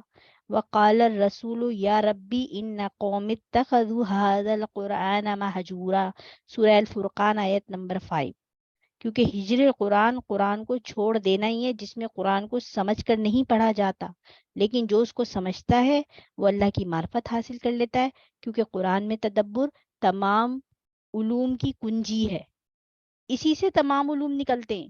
لوگ جو ہیں وہ ادھر ادھر بھاگ رہے ہوتے ہیں، کوئی گرامر کا علوم، یہ ابھی انہوں نے کیا کہا، صرف و نحو میں اتنا زیادہ اپنے آپ کو پھنسا لیں گے کہ اس پہ تدبر ہی چھوڑ دیں گے اور اس پر امپلیمنٹ کی نوبت ہی نہیں آنے دیں گے.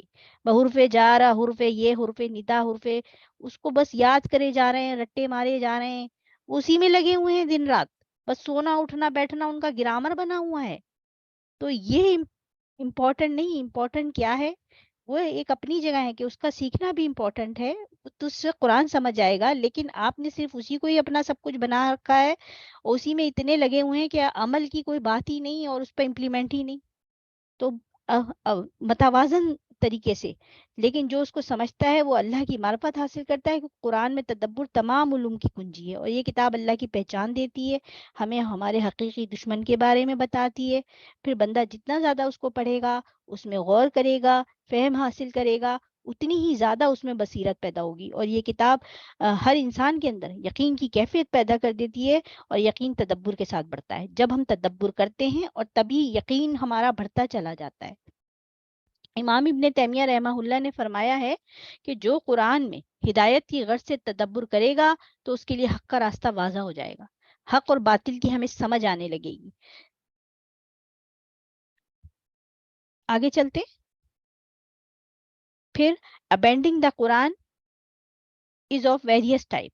پھر استاذہ نے امام ابن القیم کا ایک قول یہاں پر یہ بھی بتایا تھا، جو فتویٰ تھا ان کا سورس الفتاوی، کیا تھا کہ refusing to listen to it and believe in it, ceasing to act on it, to abandon, judging by it and being judged by it, neglecting to ponder over it, to abandon seeking a cure or healing through it. ٹھیک ہے. تو تو ہمیں اس قرآن سے شفا حاصل کرنی ہے. جیسے کہ یہ کہ بہت سے لوگوں نے یہی کیا ہوا ہے کہ اس کو چھوڑ کے کہیں اور جو ہے وہ کہاں کہاں جاتے ہیں. نیم اٹ, آپ سب کو پتا ہے. کوئی مزاروں سے شفا حاصل کرنے جا رہا ہے, کوئی تبرکات کے پیچھے پڑ گیا جبکہ قرآن موجود ہے.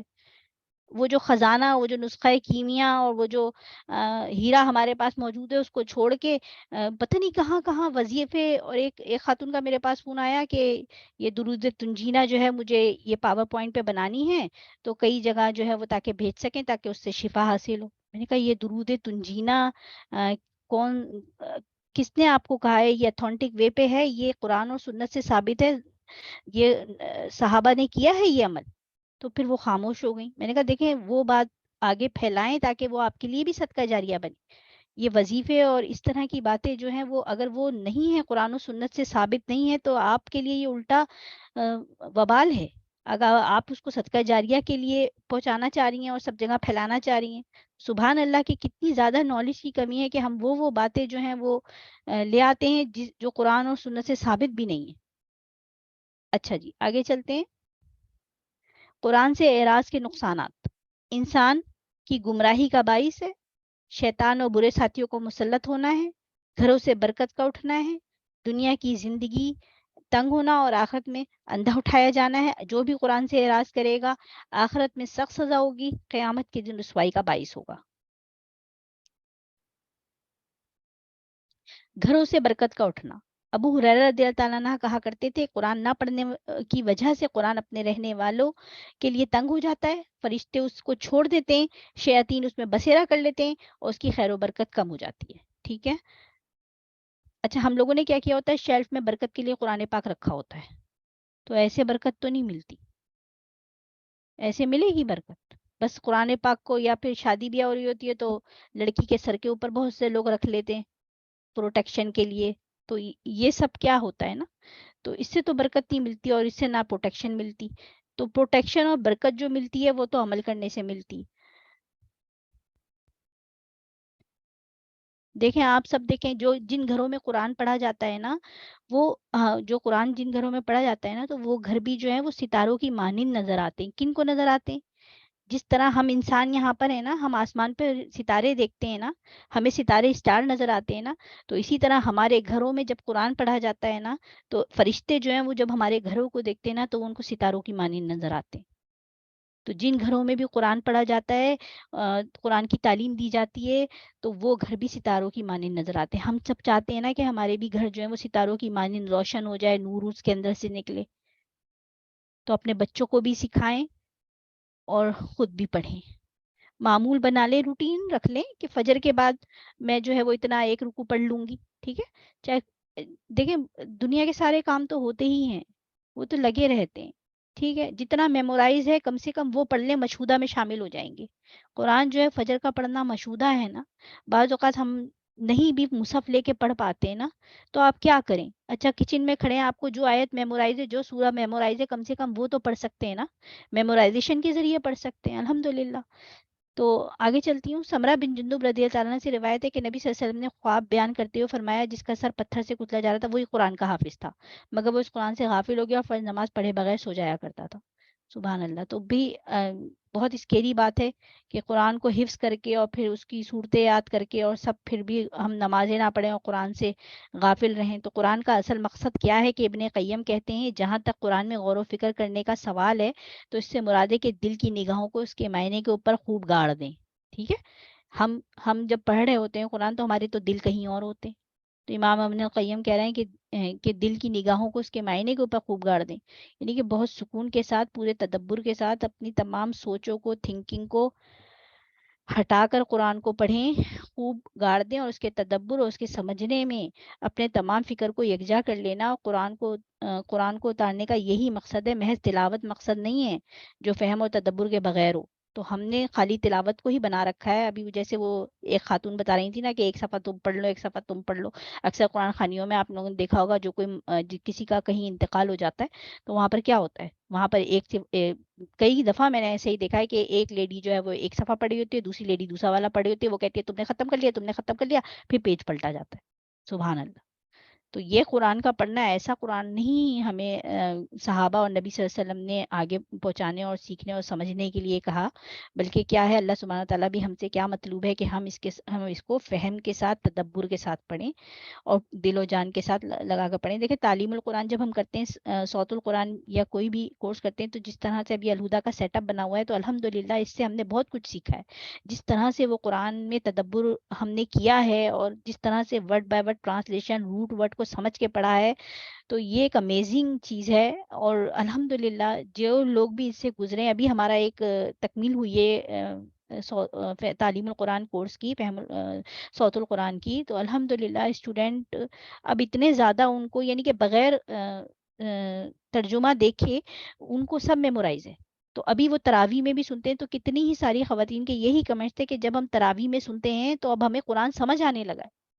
تو باقاعدہ اتنا دلوں پہ اثر کرتا ہے یہ قرآن، اور اتنا زیادہ اور بہت آسان ہے، کوئی مشکل بھی نہیں ہے اس کے اندر الحمدللہ. اور پھر وہ آپ کے عمل میں بھی آتا ہے. قرآن پر تدبر سے ہی دوسری راہ کی طرف ہدایت کا ملنا ہے. ابن تیمیہ کہتے ہیں جو قرآن میں اس سے ہدایت طلب کرتے ہوئے تدبر کرتا ہے، حق کا راستہ اس کے لیے واضح ہو جاتا ہے. ٹھیک ہے،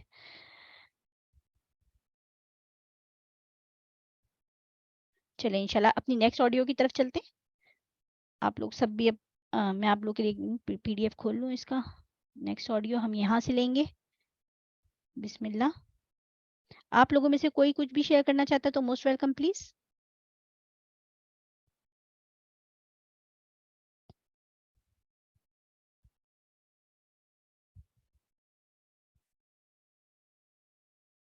نہیں آگے چلوں پھر میں؟ آپ لوگ ٹائپ 1 کریں تاکہ میں آگے چلوں، تاکہ مجھے اندازہ ہو آپ سب کو سمجھ آ رہا ہے.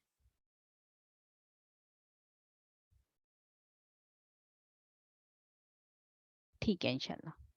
ٹھیک ہے سسٹر ناز، سسٹر نوشین، الحمدللہ پھر ہم آگے چلتے ہیں نا. ٹھیک ہے چلیں بسم اللہ.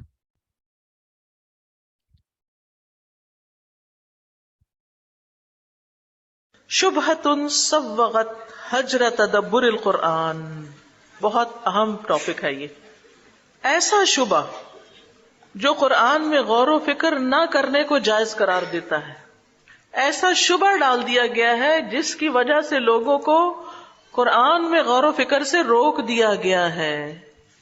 وہ کیا ہے؟ وقد ذکر هذه الشبهة الشیخ محمد بن عبد الوهاب فی رسالته الاصول الستہ. شیخ محمد بن عبد الوہاب نے اپنے رسالے اصول الستہ میں اس شبہ کا اظہار کیا ہے، جو رسالہ ہے الاصول الستہ. ٹھیک ہے، 6 اصول. الاصل السادس، اس میں سے 6واں اصول ہے رد الشبہۃ التی وضعها الشیطان فی ترک القرآن والسنۃ. اس شبہ کا رد جو شیطان نے قرآن و سنت کو چھوڑنے کے لیے پیدا کر دیا. واتباع الآراء الاہواء المتفرقۃ، اور مختلف طرح کے نظریات اور خواہشات کی پیروی کرنے کی بات کی ہے. المتفرقۃ المختلفۃ. وہی، اور وہ ہے ان القرآن والسنۃ لا یعرفہما الا المجتہد المطلق، کہ قرآن و سنت کو سوائے مجتہد مطلق کے کوئی بھی نہیں جانتا، کوئی بھی نہیں سمجھتا. بس صرف یہ بڑے بڑے علماء کا کام ہے، عام بندہ قرآن نہیں سمجھ سکتا. یہ شبہ ہے، بہت زیادہ یہ شبہ عام کر دیا گیا. اور مجتہد مطلق کون ہوتا ہے؟ وہ جو اصول اور فروع میں کسی کا مقلد نہ ہو اور وہ خود اصول بناتا بھی ہو، کتاب و سنت سے استنباطات کرتا ہو، اور اس کے لیے ایسی ایسی شرائط رکھی گئی ہیں کہ اس کو احکام کی آیات ضبط ہوں، عربی علوم کا ماہر ہو، ناسخ و منسوخ جانتا ہو، وہ 14 علوم پڑھا ہوا ہو. سنا ہوگا آپ نے، ان کی تعداد کم و بیش بھی بتائی جاتی ہے. تو جب تک اتنے علوم کسی کو نہ آتے ہوں وہ شخص قرآن کو سمجھ ہی نہیں سکتا.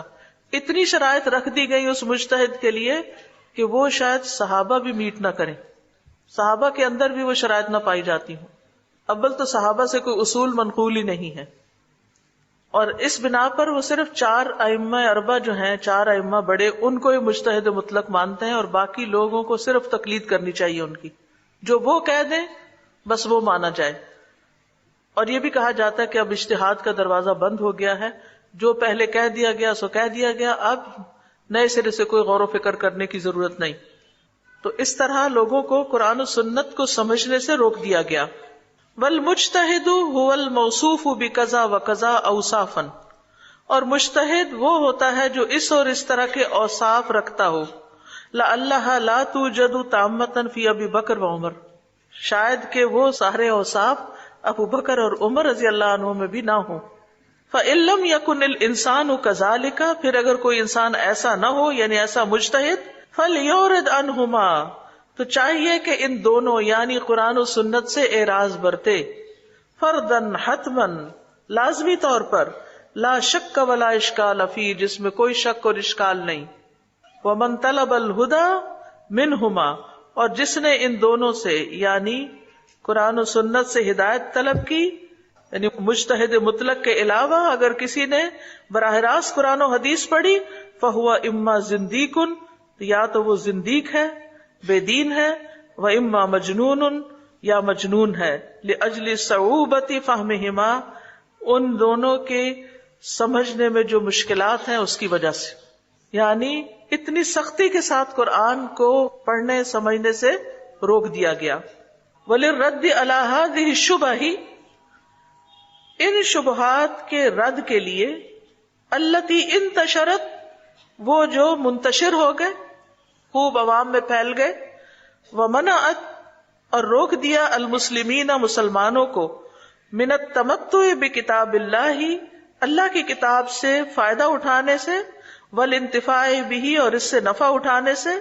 ننقل باختصار رد صاحب اضواء البیان علیہا، تو ہم اختصار کے ساتھ نقل کریں گے جو صاحب اضواء البیان، کون تھے؟ کل مفسر کا نام بتایا تھا میں نے آپ کو، علامہ شنقیطی. شنقیطی نے اس پر جو رد کیا ہے اس کا ہم ذکر کریں گے. تو اگلے جو صفحے ہیں ان میں علامہ شنقیطی نے جو بات کی ہے اس شبے کے رد میں وہ بیان کی جا رہی ہے. کس شبے کے رد میں؟ کہ قرآن و سنت کو ہر کوئی نہیں سمجھ سکتا. اولاً پہلی بات، وَلَوْ كَانَ لَا يَصِحُّ الْانْتِفَاعُ بِهَدِيِ الْقُرْآنِ، اگر نہ صحیح ہوتا قرآن کی ہدایت سے فائدہ اٹھانا، الا لخصوص المجتہدین، مگر خاص مجتہدین کو، لما انکر اللہ علی الکفار، نہ مذمت کرتے اللہ تعالی کفار کی، عدم تدبرہم کتاب اللہ، کتاب اللہ میں ان کے تدبر نہ کرنے پر. اللہ نے تو کفار کی مذمت کی کہ وہ قرآن پہ تدبر کیوں نہیں کرتے، تو کیا کفار مجتہد کی ساری جو شرائط ہیں وہ پوری کرتے؟ تو پھر کیوں ان کو تدبر کا حکم دیا گیا کہ وہ بھی غور کریں قرآن پر. وعدم عملہم بہ، اور ان کے ان پر عمل نہ کرنے پر. فلما حکی اللہ عن انواع مکر المنافقین وکیدہم لاجل عدم اعتقادہم صحت دعوی النبی صلی اللہ علیہ وسلم للرسالۃ. فلما، تو جب، حکی اللہ، بیان کیا اللہ نے، ان انواع مکر المنافقین، منافقین کے مکر کی اقسام کو، وکیدہم، اور ان کی چالوں کو، لاجل عدم اعتقادہم، ان کے اعتقاد نہ ہونے کی وجہ سے، صحت دعوی النبی صلی اللہ علیہ وسلم للرسالۃ، نبی صلی اللہ علیہ وسلم کے دعوی رسالت کی صحت پر. فلا جرم امرہم اللہ بان ینظروا، تو کوئی شک نہیں کہ اللہ نے ان کو حکم دیا کہ وہ دیکھیں، وَيَتَفَكَّرُوا فِي الدَّلَائِلِ الدَّالَّةِ عَلَى صِحَّةِ النُّبُوَّةِ، اور غور و فکر کریں جو نبوت کی درستگی کے دلائل پر دلیل ہیں. فقالا، تو فرمایا، افلا يتدبرون القرآن، یہ قرآن پہ غور و فکر نہیں کرتے. وَلَوْ كَانَ مِنْ عِنْدِ غَيْرِ اللَّهِ، اگر یہ اللہ کے علاوہ کسی اور کی طرف سے ہوتا، لَوَجَدُوا فِيهِ اخْتِلَافًا كَثِيرًا، تو وہ اس میں بہت زیادہ اختلاف پاتے. یعنی منافقین وغیرہ کو جو نبی صلی اللہ علیہ وسلم کی رسالت پر پکا یقین نہیں تھا، تو اس یقین کو لانے کے لیے اللہ تعالیٰ نے کیا تجویز کیا کہ کیا کریں؟ منافقین کیا کریں؟ قرآن میں تدبر کریں، کہ محمد صلی اللہ علیہ وسلم جو قرآن پیش کر رہے ہیں یہ قرآن گواہ ہے، اور قرآن کے مضامین گواہ ہے کہ محمد صلی اللہ علیہ وسلم سچے رسول ہیں. کیونکہ اگر یہ اللہ کے علاوہ کسی اور کی طرف سے آتا تو اس میں بہت اختلاف پایا جاتا. لیکن قرآن کا ایک حصہ دوسرے حصے کی موافقت کرتا ہے. تو قرآن کے اندر ہم آہنگی کا پایا جانا محمد صلی اللہ علیہ وسلم کی نبوت کی سچائی کی دلیل ہے. اسی لیے آپ دیکھیں جیسے یاسین والقرآن الحکیم انک لمن المرسلین، اللہ سبحانہ وتعالیٰ نے قرآن حکیم کی قسم کھا کر یہ بات فرمائی کہ یقیناً آپ رسولوں میں سے ہیں. یعنی خود قرآن گواہ ہے آپ کی رسالت کی سچائی پر. تو کیسے گواہ ہے؟ قرآن کے مضامین بتائیں گے تو وہ کیسے پتہ چلیں گے؟ کیسے؟ پڑھ کر، غور و فکر کر کے. جو سمجھ آ گئی یہ بات؟ انہوں نے شبہ کیسے رد کیا کہ اللہ تعالیٰ نے نبوت کی صداقت بیان کرنے کے لیے جو قرآن کو گواہ بنایا ہے وہ قرآن پر غور و فکر کی دعوت دیتا ہے. کن کو؟ منافقین کو، جنہیں شک ہے آپ کی رسالت پر. وَكَذَلِكَ يَقُولُ تَعَالَى مُنْكِرًا عَلَى الْمُشْرِكِينَ، اسی طرح اللہ تعالیٰ مشرکین کا انکار کرتے ہوئے فرماتے ہیں فی عدم تفہمہم، ان کے نہ سمجھنے کی بنا پر، للقرآن العظیم، قرآن عظیم کو، وتدبرہم لہ واعراضہم عنہ، اور ان کے تدبر کو اس کے لیے اور ان کے اس سے منہ موڑنے کو. افلم یدبروا القول، کیا انہوں نے اس قول یعنی قرآن میں غور و فکر نہیں کیا؟ منافقین کے بعد کس سے خطاب ہے؟ مشرکین سے، کہ تم کیوں نبی صلی اللہ علیہ وسلم کی نبوت کو جھٹلاتے ہو؟ کیا تم نے اس قرآن پہ غور و فکر نہیں کیا جو وہ لے کر آئے؟ تو اس کا مطلب یہ تھا کہ قرآن ہدی للناس ہے، سارے لوگوں کی ہدایت کے لیے. جو اس کو پڑھے گا چاہے اس کے اندر مجتہد کی صفات نہ بھی ہوگی تو اس کو سمجھ آ جائے گی کہ قرآن کیا کہنا چاہ رہا ہے، جو اس سے متعلق باتیں ہوں گی. یوضح ذالک، یہ بات واضح کرتی ہے، ان المخاطبین الاولین بہ الذین، کہ اس کے سب سے پہلے مخاطب وہ لوگ ہیں نزل فیہم، جن کے بیچ میں یہ قرآن اترا، ہم المنافقون والکفار، وہ منافق اور کفار ہیں. لیس احد منہم مستکملا لشروط الاجتہاد، ان میں سے کوئی بھی اجتہاد کی شرطیں پوری نہیں کرتا، المقررات عند اہل الاصول، جو اہل اصول نے مقرر کر رکھی ہیں. یعنی کفار اور منافقین اجتہاد کی شرطیں پوری نہیں کرتے تھے، تو پھر کیوں اللہ تعالیٰ ان سے کہہ رہے ہیں کہ قرآن میں غور و فکر کرو؟ بل لیس عندہم شیء منہا اصلا، بلکہ ان کے پاس ان میں سے کچھ بھی اصلا نہیں تھا، یعنی ان اجتہاد کی شرائط میں سے کوئی ایک شرط بھی نہیں تھی ان کے پاس. قال القرآن لا يجوز ان ينتفع بالعمل به والاهتداء بهديه الا المجتہدون، کہ ہے قرآن نہیں جائز کہ اس سے فائدہ اٹھایا جائے عمل کر کے اور اس کی ہدایت سے ہدایت پا کے سوائے مجتہدین کے.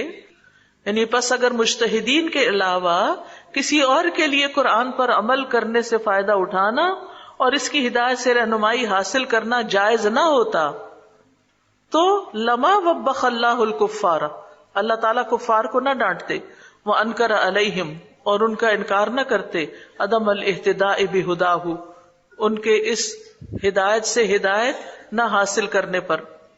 ولما اقام علیہم الحجۃ بہ، اور نہ قائم ہوتی ان پر اس کے ساتھ کوئی حجت، حتی یحصلوا شروط الاجتہاد، یہاں تک کہ حاصل کر لیں اجتہاد کی شرطیں، المقررۃ عند متأخری الاصولیین، جو بعد میں آنے والے اصولیوں نے مقرر کی ہیں.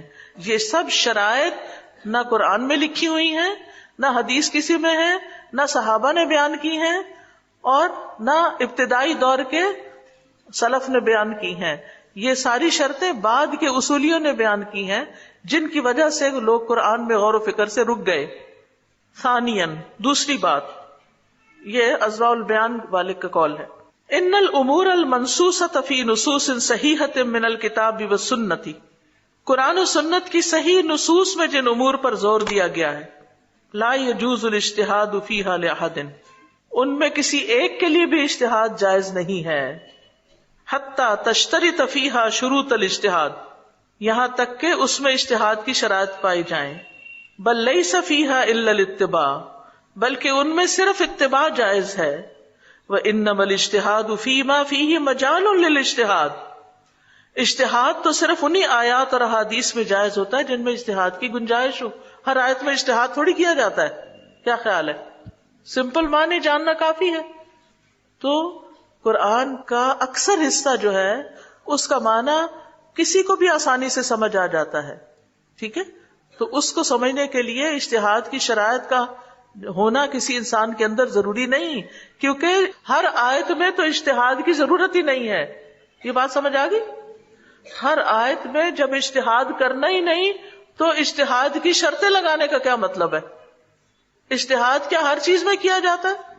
نہیں. ثالثاً ومن المعلوم ایضا، اور یہ بات بھی معلوم ہے، ان عمومات الآیات، کہ آیات کا عمومی حکم جو ہے، عمومات جو ہے وہ عمومہ کی جمع ہے، یعنی وہ حکم جو سب کو شامل ہو، کسی کے لیے خاص نہ ہو. والاحادیث، اور احادیث کی جو عمومی باتیں ہیں، الدالۃ علی حث جمیع الناس علی العمل بکتاب اللہ وسنت رسولہ اکثر من ان تحصی، کہ وہ آیات اور احادیث جو دلالت کرتی ہیں تمام لوگوں کو کتاب اللہ اور سنت رسول پر عمل کرنے پر ابھارتی ہیں، وہ اس سے زیادہ ہے کہ ان کو شمار کیا جا سکے. ان گنت آیات ہیں. بہت سی آیات ایسی ہیں جو صرف ابھارتی ہیں لوگوں کو قرآن و سنت پر عمل کرنے پر. کقولہ صلی اللہ علیہ وسلم، جیسے رسول اللہ صلی اللہ علیہ وسلم کا فرمان ہے، ترکت فیکم ما ان تمسکتم بہ لن تضلوا کتاب اللہ و سنتی، میں تم میں ایسی چیز چھوڑ کر جا رہا ہوں، اگر تم اس کو مضبوطی سے پکڑے رہو گے تو ہرگز گمراہ نہیں ہوگے، اللہ کی کتاب اور میری سنت. وقولہ صلی اللہ علیہ وسلم، اور رسول اللہ صلی اللہ علیہ وسلم کا فرمان، علیکم بسنتی، تم پر میری سنت لازم ہے. اور یہ حدیث ہے، الحدیث ونحو ذلک مما لا یحصی، اور اس کے علاوہ بھی بے شمار دلائل جنہیں شمار نہیں کیا جا سکتا. فتخصیص جمیع تلک النصوص بخصوص المجتہدین، تو خاص کرنا، تخصیص کا مطلب خاص کرنا، جمیع تلک النصوص، ان ساری نصوص کو، ان ساری آیات اور احادیث کو، بخصوص المجتہدین، مجتہدین کے ساتھ خاص کرنا، وتحریم الانتفاع بہدی الکتاب والسنۃ علی غیرہم تحریما باتا، اور کتاب و سنت کے طریقے سے فائدہ اٹھانا یا ہدایت سے فائدہ اٹھانے کو حرام کرنا ان کے علاوہ پر، تحریما باتا یعنی مکمل طور پر حرام کر دینا. یحتاج الی دلیل من کتاب اللہ و سنت رسولہ صلی اللہ علیہ وسلم، اس کے لیے کتاب اللہ اور سنت رسول صلی اللہ علیہ وسلم سے دلیل لانا ضروری ہے. یعنی یہ جو آپ شرائط لگاتے ہیں ان کی دلیل کدھر ہے قرآن و سنت میں، کہ جو قرآن سمجھنا چاہے گا اس کے لیے پہلے یہ علوم حاصل کرنا ضروری ہے. ٹھیک ہے، کوئی مفسر ہو، کوئی محدث ہو تو اس کی تو اپنی شرائط ہے، لیکن ایک عام بندے کے لیے مفسر محدث بننا ضروری نہیں. وہ قرآن اور سنت کے سیدھے سادے احکامات سے جو اس کو موٹیویٹ کرتے ہیں، عمل پہ ابھارتے ہیں، ان کو پڑھنا اور سمجھنا اور عمل کرنا کچھ مشکل نہیں ہے. رابعاً، چوتھی چیز، غیر المجتہد اذا تعلم آیات القرآن، غیر مجتہد جب قرآن کی آیات پڑھتا ہے، سیکھتا ہے، او بعد احادیث النبی صلی اللہ علیہ وسلم، یا بعض احادیث سیکھتا ہے، لیعمل بہا، کہ ان پر عمل کر سکے، تعلم ذلک النص العام اب المطلق، تو وہ اس عام یا مطلق نص کو سیکھتا ہے، وتعلم ما هو مخصصہ و مقیدہ، اور اسی کے ساتھ اس کے خاص کرنے والی اور مقید کرنے والی چیز کو بھی سیکھ لیتا ہے. ان کان مخصصا و مقیدا، اگر وہ خاص ہو یا مقید ہو. وتعلم ناسخہ ان کان منسوخا، اور وہ سیکھے اس کے ناسخ کو اگر وہ منسوخ ہے. وتعلم ذلک سہل جدا، اور ان چیزوں کو سیکھنا کوئی بڑی مشکل نہیں، بہت آسان چیز ہے. بسؤال العلماء العارفین بہ، ان علماء سے سوال کر کے جو ان چیزوں کو جانتے ہوں. بس اتنی سی بات ہے. یعنی ناسخ و منسوخ کی ہر چیز کو خود جاننے کی ضرورت نہیں، اگر کہیں ضرورت ہے تو کسی عالم سے پوچھ سکتے ہیں کہ اس کی دلیل کیا ہے. وہ مراجعات کتب التفسیر، اور کتب تفسیر کو دیکھتے رہنا، اس کا مراجعہ کرنا، اس کو بار بار پڑھنا. والحدیث المعتد بہا، اور کتب حدیث کو جن پر اعتماد کیا جا سکتا ہے، فی ذالک، اس معاملے میں. والصحابۃ، اور صحابہ، کانوا فی العصر الاول، پہلے زمانے میں، یتعلم احدہم آیۃ فیعمل بہا، وہ ایک آیت سیکھتے پھر اس پر عمل کرتے تھے. وحدیثا فیعمل بہ، اور حدیث سیکھتے اور اس پر عمل کرتے. وَلَا يَمْتَنِعُ مِنَ الْعَمَلِ بِذَلِكَ حَتَّى يُحَصِّلَ رُتْبَةَ الْاجْتِهَادِ الْمُطْلَقِ. اور وہ اس پر عمل کرنے سے اس وجہ سے نہیں رک جاتے تھے کہ جب تک مجھے مجتہد مطلق کا مرتبہ حاصل نہ ہو اس وقت تک میں عمل نہیں کروں گا یا میں سیکھوں گا نہیں. یعنی صحابہ نے ایسی کوئی شرط نہیں لگائی. وَرُبَمَا عَمِلَ الْإِنسَانُ بِمَا عَلِمَ. اور بعض اوقات انسان جس چیز کو جانتا ہے اس پر عمل کرتا ہے. فَعَلَّمَهُ. اور وہ سکھاتا ہے اس کو مَا لَمْ يَكُنْ يَعْلَمْ. جو وہ نہیں جانتا تھا. كَمَا يُشِيرُ لَهُ. جیسا کہ اشارہ کیا گیا ہے اس کے بارے میں. وَقَوْلُهُ تَعَالَى وَاتَّقُوا اللَّهَ وَيُعَلِّمُكُمُ اللَّهُ. اور ڈرو اللہ سے اور اللہ تعالیٰ تمہیں سکھاتا ہے. یعنی علم کس کو حاصل ہوتا ہے؟ جس کے اندر تقویٰ ہوتا ہے. یعنی کبھی انسان اس چیز کا علم حاصل کرتا ہے اور اس پر عمل بھی کرتا ہے تو اللہ تعالیٰ اس کو اس چیز کا بھی علم دے دیتا ہے جس کو وہ نہیں جانتا ہوتا اس کے تقویٰ کی بنا پر. یعنی خلاصہ یہ ہے کہ جب آپ عمل کی نیت سے قرآن پڑھتے ہیں تو آپ اس میں سے جو چیز اخذ کرتے اس پہ عمل شروع کر دیتے. ایک چیز پہ آپ نے عمل شروع کر دیا. اس عمل کی برکت سے اللہ سبحانہ وتعالیٰ آپ کے لیے علم کے مزید دروازے کھول دیتا ہے. آپ کو وہ سکھا دیتا ہے جو آپ نہیں جانتے, پھر اور جانتے ہیں, پھر عمل کرتے ہیں, پھر اس طرح علم اور عمل اور ایمان میں بڑھتے چلے جاتے ہیں. قولہ تعالی, اللہ تعالیٰ کا فرمان ہے, یا ایھا الذین آمنوا, اے لوگو جو ایمان لائے ہو, ان تتقوا اللہ یجعل لکم فرقانا, اگر تم اللہ سے ڈرو گے تو اللہ تعالیٰ تمہارے لیے ایک فرقان پیدا کر دے گا, تمہیں میزان عطا کر دے گا, تمہیں صحیح اور غلط کی پہچان کرا دے گا. تو صرف علم اور صرف علم کے لیے بہت سی شرطیں ہی نہیں ہوتی, عمل کرنے کے لیے تقویٰ بھی بہت معنی رکھتا ہے. علی القول بان الفرقان هو العلم النافع, اس قول کی بنا پر کہ فرقان سے مراد علم نافع ہے. الذی یفرق به بین الحق والباطل, جس کے ذریعے انسان حق کو باطل میں فرق کر سکتا ہے.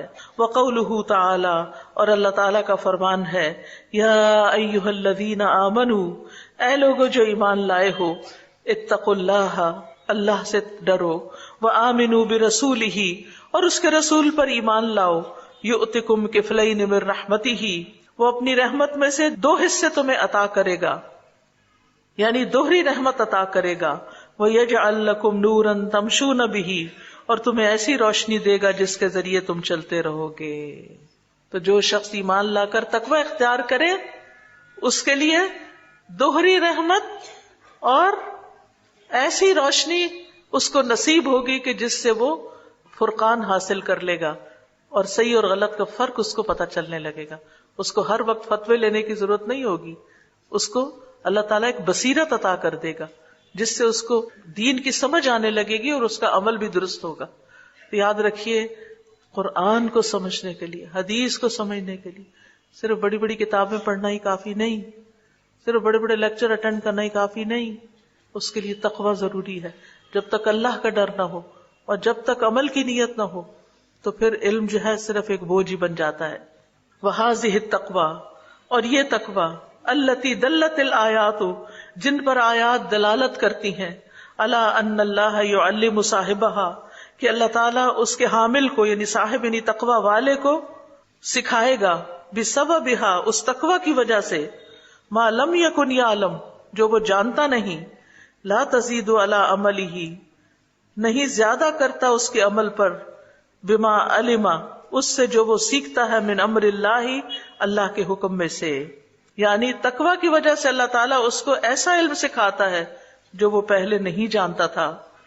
وعلیہ, اور اس پر یعنی متقی پر, فہیا عمل ببعض ما علم زادہ اللہ بہ علما ما لم یکن یعلم, تو وہ عمل کرنا بعض اس کا جو اس نے جانا, اللہ اس بنا پر اسے اس چیز کا علم زیادہ دے دیتا ہے جو وہ جانتا نہیں تھا.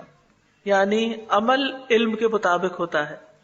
تو خلاصہ کیا ہے کہ یہ تقویٰ جس کی آیات دلالت کرتی ہیں کہ اسے اپنانے والے کو اللہ اس کے سبب اس چیز کا بھی علم سکھا دیتے ہیں جسے وہ پہلے نہیں جانتا تھا. اللہ کے احکام میں سے جن چیزوں کو وہ جانتا ہے, تقویٰ اس سے زیادہ عمل کا تقاضا نہیں کرتا.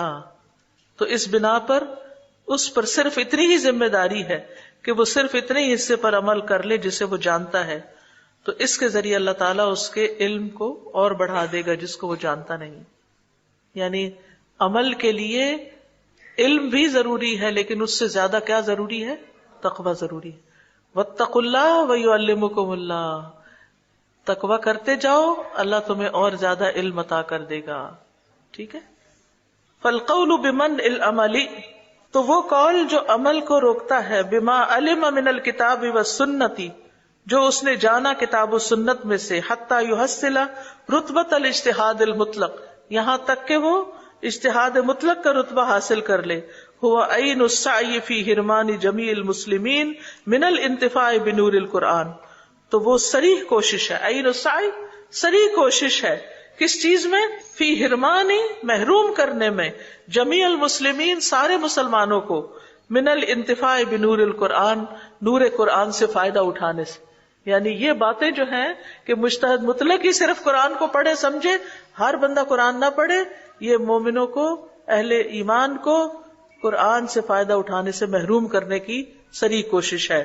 حتی یحصلوا شرطا مفقودا فی اعتقاد القائلین بذلک، یہاں تک کہ حاصل کر لیں وہ شرط جو پائی نہیں جاتی اس کے کہنے والوں کے اعتقاد میں، یعنی جو اس عقیدے کے کہنے والوں کے مطابق ان میں پائی نہیں جاتی.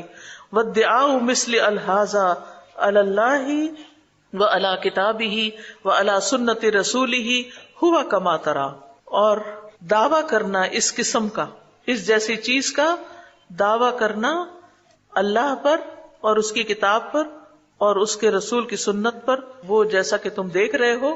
یعنی یہ ایک درست رویہ نہیں ہے، اس دعوے کی کوئی بنیاد دلیل کتاب اللہ میں نہیں ہے نہ سنت میں ہے. فتأمل رحمک اللہ، اللہ تجھ پہ رحم کرے، ذرا غور کرو.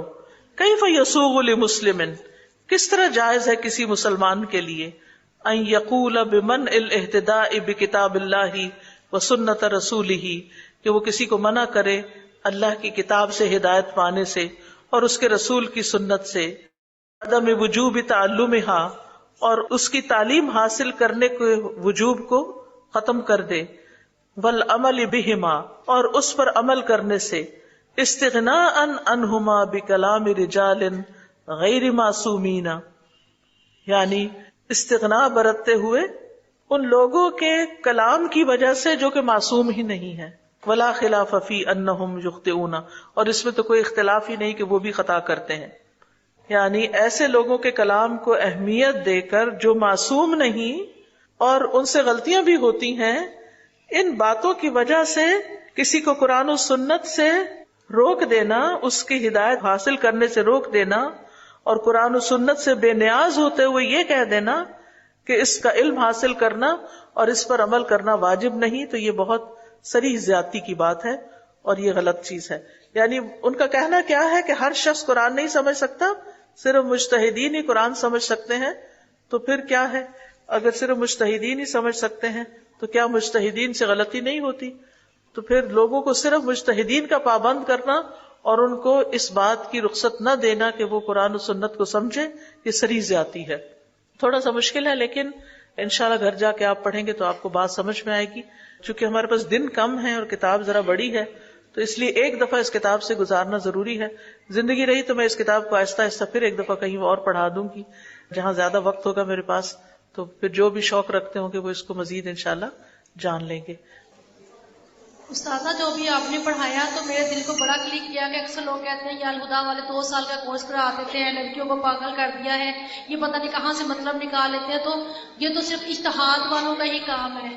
تو یہ پڑھ کے میرے بڑا دلی سکون ہوا کہ یہ تو باتیں ہیں لوگوں کی، ہم جو کوشش کر رہے ہیں، جو آپ نے ہمیں کوشش میں لگا دیا ہے، تو اللہ کا شکر ہے کہ ہم کچھ سیکھ رہے ہیں. الحمدللہ آپ نے سمجھ لی بات جو کہی گئی. ٹھیک. السلام علیکم استاذہ. وعلیکم السلام. مجھے بھی ایسے اتفاق ہوا تھا ایک لیکچر اٹینڈ کرنے کا، تو وہاں جو اسکالر تھے انہوں نے یہی کہا کہ یہ ہر ایک کے سیکھنے کی چیز نہیں ہے قرآن جو آپ پڑھ رہے ہیں، تو آپ کو اس کے لیے یہ جو ہم نے پڑھا ہے کہ اس کے لیے آپ کو اجتہاد کرنا چاہیے، اور یہ سب کے پڑھنے کی کتاب نہیں ہے. تو آج الحمدللہ اس کتاب نے واضح کیا ہے کہ نہیں، یہ تو پھر ایک خاص لوگوں تک رہ جاتا اگر اس طرح پڑھا جاتا. الحمدللہ. جزاکم اللہ خیرا. استاذہ میں نے یہ کہنا تھا کہ جو قرآن کے علوم اور حقائق ہیں اس میں یہ وہ والی بات بھی آ جاتی ہے کہ جو اللہ تعالیٰ نے اپنے عرش پر مستوی ہونے کے بارے میں، یا اللہ کا ہاتھ کس طرح کا ہے، یا اللہ نور ہے. نہیں، وہ تو ایز اٹ از لینی پڑتی ہیں، وہ تو مجتہدین بھی حل نہیں کر سکتے، ان میں اجتہاد نہیں ہوتا، کیونکہ اس کی کیفیت ہمیں معلوم نہیں، نہ کسی عالم کو نہ کسی مجتہد کو. قرآن پاک میں آیا ہے کہ صبح کے وقت قرآن پاک کا پڑھنا بہترین ہے اور برکت کا موجب ہے، لیکن اگر کوئی انسان ایسا ہو کہ وہ باقی دن تو پورا بہت اچھے سے قرآن کو سمجھتا ہو، پڑھتا ہو، پھیلاتا ہو، عمل کرتا ہو، لیکن صبح کے وقت اگر وہ اپنی کسی مجبوری کی وجہ سے جی ٹھیک ہے، اگر کسی بیماری کی وجہ سے وہ نہیں کر پاتا تو کوئی بات نہیں، یا مجبوری کی وجہ سے جو حقیقی مجبوری ہے، لیکن یہ کہ صرف غفلت سے سوتے رہنا اور قرآن کو چھوڑ دینا یہ بہت بڑا جرم ہے. سبحانک اللہم و بحمدک، اشہد ان لا الہ الا انت، استغفرک و اتوب الیک. السلام علیکم و رحمۃ اللہ وبرکاتہ. اعوذ باللہ من الشیطان الرجیم، بسم اللہ الرحمن الرحیم. سبحان اللہ، اتنے امیزنگ یہ 4 پوائنٹس تھے علامہ شنقیطی کے، جنہوں نے ان 4 پوائنٹس میں جو ابھی اس دور میں قرآن کو نہ سیکھنے کے لیے بنے ہوئے ہیں کہ اگر قرآن کو سیکھا تو گمراہ ہو جائیں گے، تو قرآن جو ہے وہ کچھ ہی لوگ جو ہے وہ سمجھ سکتے ہیں اور وہی فتوے دیں گے بیٹھ کے، اور پھر وہی جو ہے انہی سے علم حاصل کیا جائے گا. تو یہ ہر ایک کے پڑھنے کی نہیں ہے. تو اس کا رد جو انہوں نے بتایا ہے ان 4 پوائنٹس میں وہ امیزنگ ہے کہ انہوں نے بالکل جس طرح دلیل سے بات کی ہے. تو الحمدللہ بعض اوقات میں بھی شش و پنج میں مبتلا ہو جاتی تھی، اور بعض اوقات لوگ ایسی باتیں کرتے تھے کہ مجھے سمجھ نہیں آتا تھا کہ ان کو جواب کیا دوں، لیکن ان 4 پوائنٹس کے ذریعے جواب مل گئے کہ الحمدللہ کہ قرآن جو ہے وہ ایک بہت وَلَقَدْ يَسَّرْنَا الْقُرْآنَ لِلذِّكْرِ فَهَلْ مِن مُدَّكِّرٍ کہ یہ تو ہم نے بہت قرآن کو آسان بنایا ہے اور اس کو ہر کوئی سمجھ سکتا ہے، پڑھ سکتا ہے. تو رب العالمین نے خود بتایا قرآن پاک میں کہ ہر انسان کے پڑھنے کا ہے. ایسا نہیں ہے کہ کچھ ہی لوگ جو ہیں وہی فتوے دینے والے جو ہوتے ہیں وہی فتوے دیں گے، انہی سے جا کے سیکھا جائے گا، اور دوسرے علوم پڑھیں اور جب تک وہ علوم نہیں پڑھے ہوئے ہوں گے تو جو ہے وہ آگے قرآن نہیں پڑھ سکتے وہ.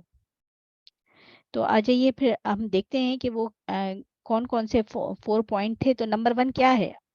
اول، اگر قرآن کی ہدایت سے فائدہ اٹھانا خاص مجتہدین کے علاوہ کسی اور کے لیے درست نہ ہوتا تو کتاب اللہ میں غور و فکر نہ کرنے اور اس پر عمل نہ کرنے پر اللہ کافروں کی مذمت کرتا. لیکن اللہ سبحانہ و تعالیٰ نے تو اس کے برعکس کیا کہا کہ کافروں منافقوں تم قرآن میں غور و فکر کرو. اچھا، سیکنڈ پوائنٹ کون بتائے گا؟ یہ تو فرسٹ پوائنٹ تھا یہاں پر، یہ رہا first response. If that was true, Allah would not have condemned disbeliever due to their lack of reflection and action in the book of Allah subhanahu wa ta'ala. Second,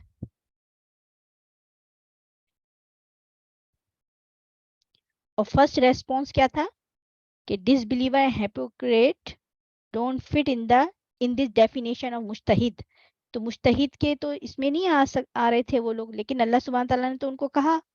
Then why did Allah invite them to do tadabbur in Quran? Second point, second response. Ijtihad is not even allowed in the established matter from the authentic text of the Quran and Sunnah.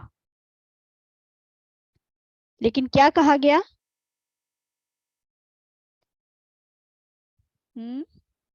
Second والا آپ لوگ کو سمجھ میں آیا کسی کو؟ چلے کون بتائے گا؟ آپ لوگ اس طرح سے خاموش رہیں گے تو مجھے کچھ سمجھ نہیں آئے گا کہ آپ لوگ کو سمجھ آ رہا ہے کہ نہیں. قرآن و سنت کی صحیح نصوص میں جو امور مقرر کیے گئے ہیں ان میں کسی ایک کے لیے بھی اجتہاد جائز نہیں، یہاں تک کہ اس میں اجتہاد کی شرائط پائی جائیں، بلکہ ان میں صرف اتباع جائز ہے. اجتہاد تو صرف انہی آیت و حدیث میں جائز ہوتا ہے جن میں اجتہاد کی گنجائش ہو. تو ہر سورہ میں تو اجتہاد کی ضرورت بھی نہیں ہے. تو کیسے روکا جا سکتا ہے دوسروں کو جو اجتہاد کرنے والے یا مجتہد ہیں کہ اگر آپ مجتہد نہیں ہیں تو آپ قرآن کو نہیں سیکھیں گے یا آپ لوگ کے جائز نہیں ہے؟ تو کہنے کا مطلب یہی ہے کہ ہر آیت میں یا ہر اس میں تو اجتہاد کی ضرورت بھی نہیں ہے. تو سیکنڈ ٹون کا رد ہو گیا اس بات سے. اور تھرڈ کیا ہے؟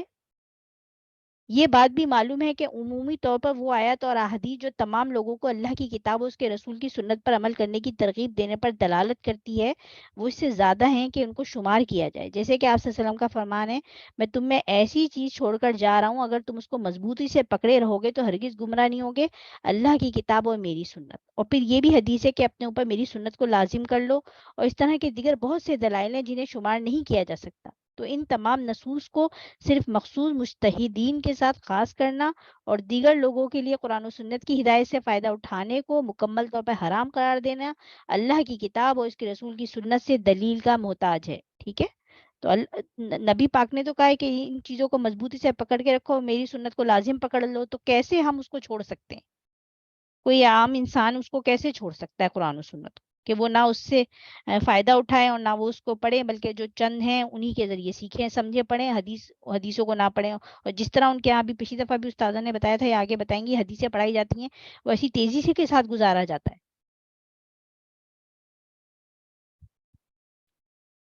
آگے چلتے ہیں. تھرڈ ہو گیا الحمدللہ. فور ایکشن اور نالج تقوی is required according to the Quran. ٹھیک ہے، تو غیر مجتہد جب قرآن کی آیت یا نبی کریم صلی اللہ علیہ وسلم کی کچھ احادیث سیکھتا ہے تاکہ ان پر عمل کرے، تو وہ عام نص کو یا متعلق نص کو سیکھے گا، اور اگر ان کی تخصیص اور تقبیح کی گئی ہوگی تو وہ اس کے ساتھ ساتھ اس کو خاص کرنے والی، مقید کرنے والی نص کو بھی سیکھے گا. اگر وہ منسوخ ہے تو اس کے ناسخ کو بھی سیکھے گا. ٹھیک ہے، تو قرآن میں ہم نے بہت سی آیتیں پڑھی تھی جو منسوخ ہو چکی تھی. ٹھیک ہے، لیکن اس کے بعد اس کی جگہ اللہ سبحانہ و تعالیٰ دوسری آیت لے آئے تھے. ٹھیک ہے، تو جب ہم کسی منسوخ شدہ آیت کو پڑھتے ہیں تو اللہ سبحانہ تعالیٰ فوراً ہی اس کی جگہ دوسری آیت کو لے آتے. ٹھیک ہے، ایسا نہیں ہے کہ ہم اس میں بھٹک جائیں گے کہ یہ آیت منسوخ تھی، ہم اسی کو پڑھے جا رہے ہیں. ایسا نہیں ہوتا. جب انسان قرآن کو پڑھتا ہے تو ناسخ اور منسوخ دونوں کا علم اس کو آ جاتا ہے. تو وہ کس بات سے ڈراتے ہیں؟ وہ جو آیتیں منسوخ ہو گئی تھی کہیں ایسا نہ ہو کہ تم اس پہ امپلیمنٹ شروع کر دو. ایسا نہیں ہے.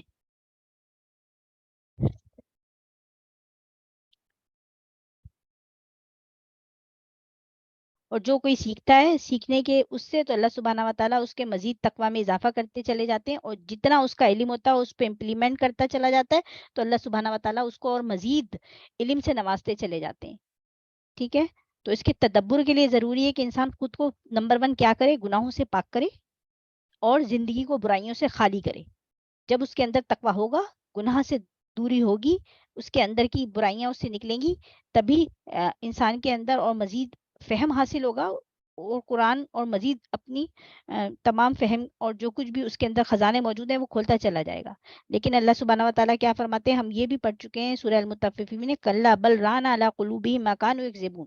ابھی کافر اور یہ جو منافق ہیں ہرگز نہیں، بلکہ یہ جو اعمال بد ہیں ان کے دلوں پر جو زنگ چڑھے ہوئے ہیں، تو اس دل کی وجہ سے برے اعمال جو ان کے کیے ہوئے ہیں انہوں نے، اس کے اندر ان کے نور ہی نہیں جائے گا، ان کا دل کچھ سمجھ ہی نہیں پائے گا. نمبر 1 تدبر کے لیے دل کو کیا کرنا ہے؟ باقی چیزوں سے خالی کرنے کی ضرورت ہے. جو دل کہیں اور مشغول ہوں گے، قرآن میں نہیں لگا سکتے، وہ کانوں سے بھی کیسے سن لیں گے؟ وہ تو اندر ہی نہیں جائے گا.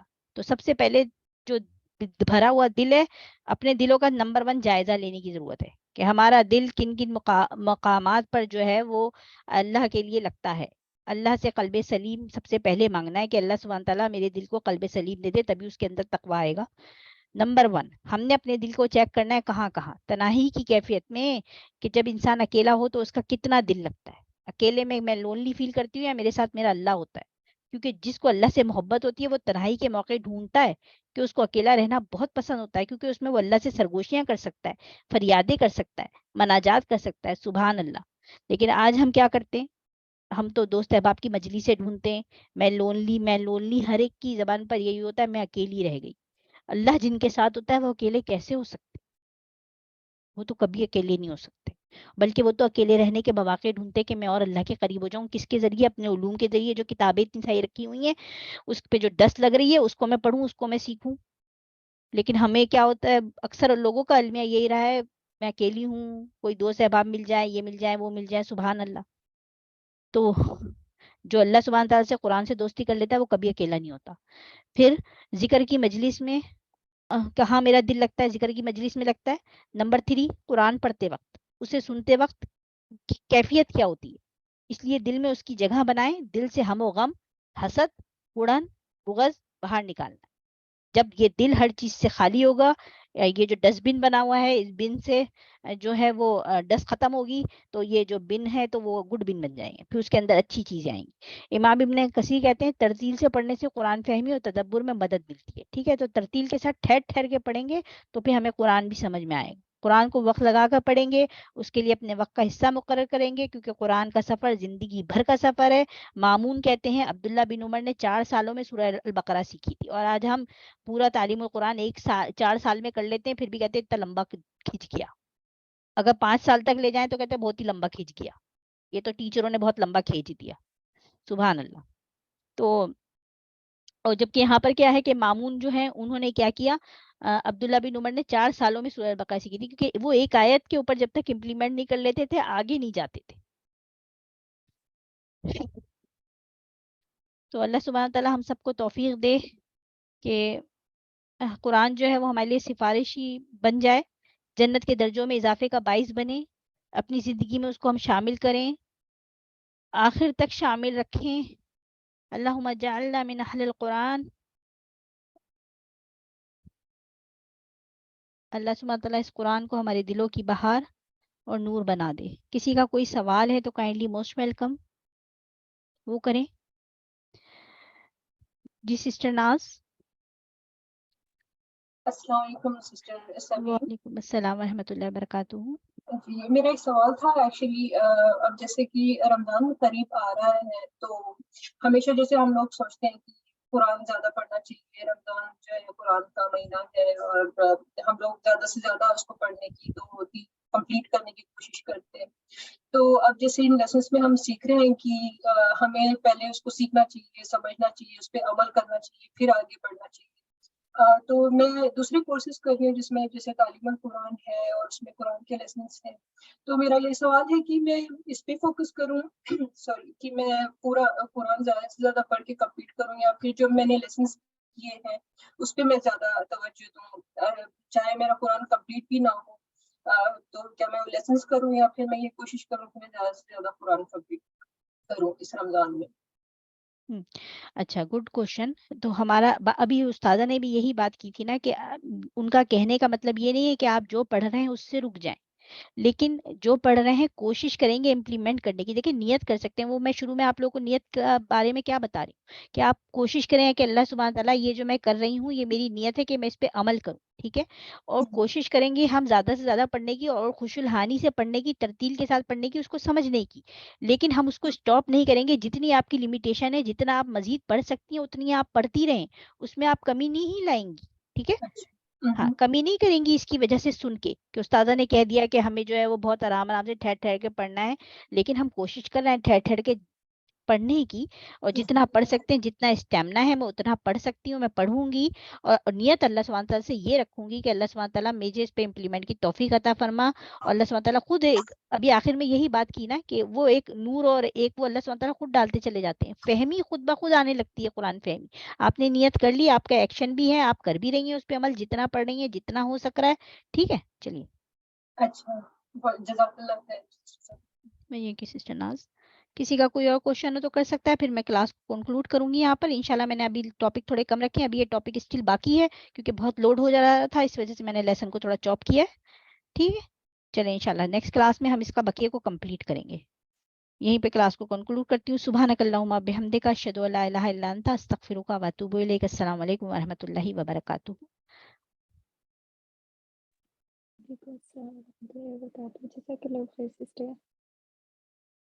میں یہ کہ سسٹر نوشین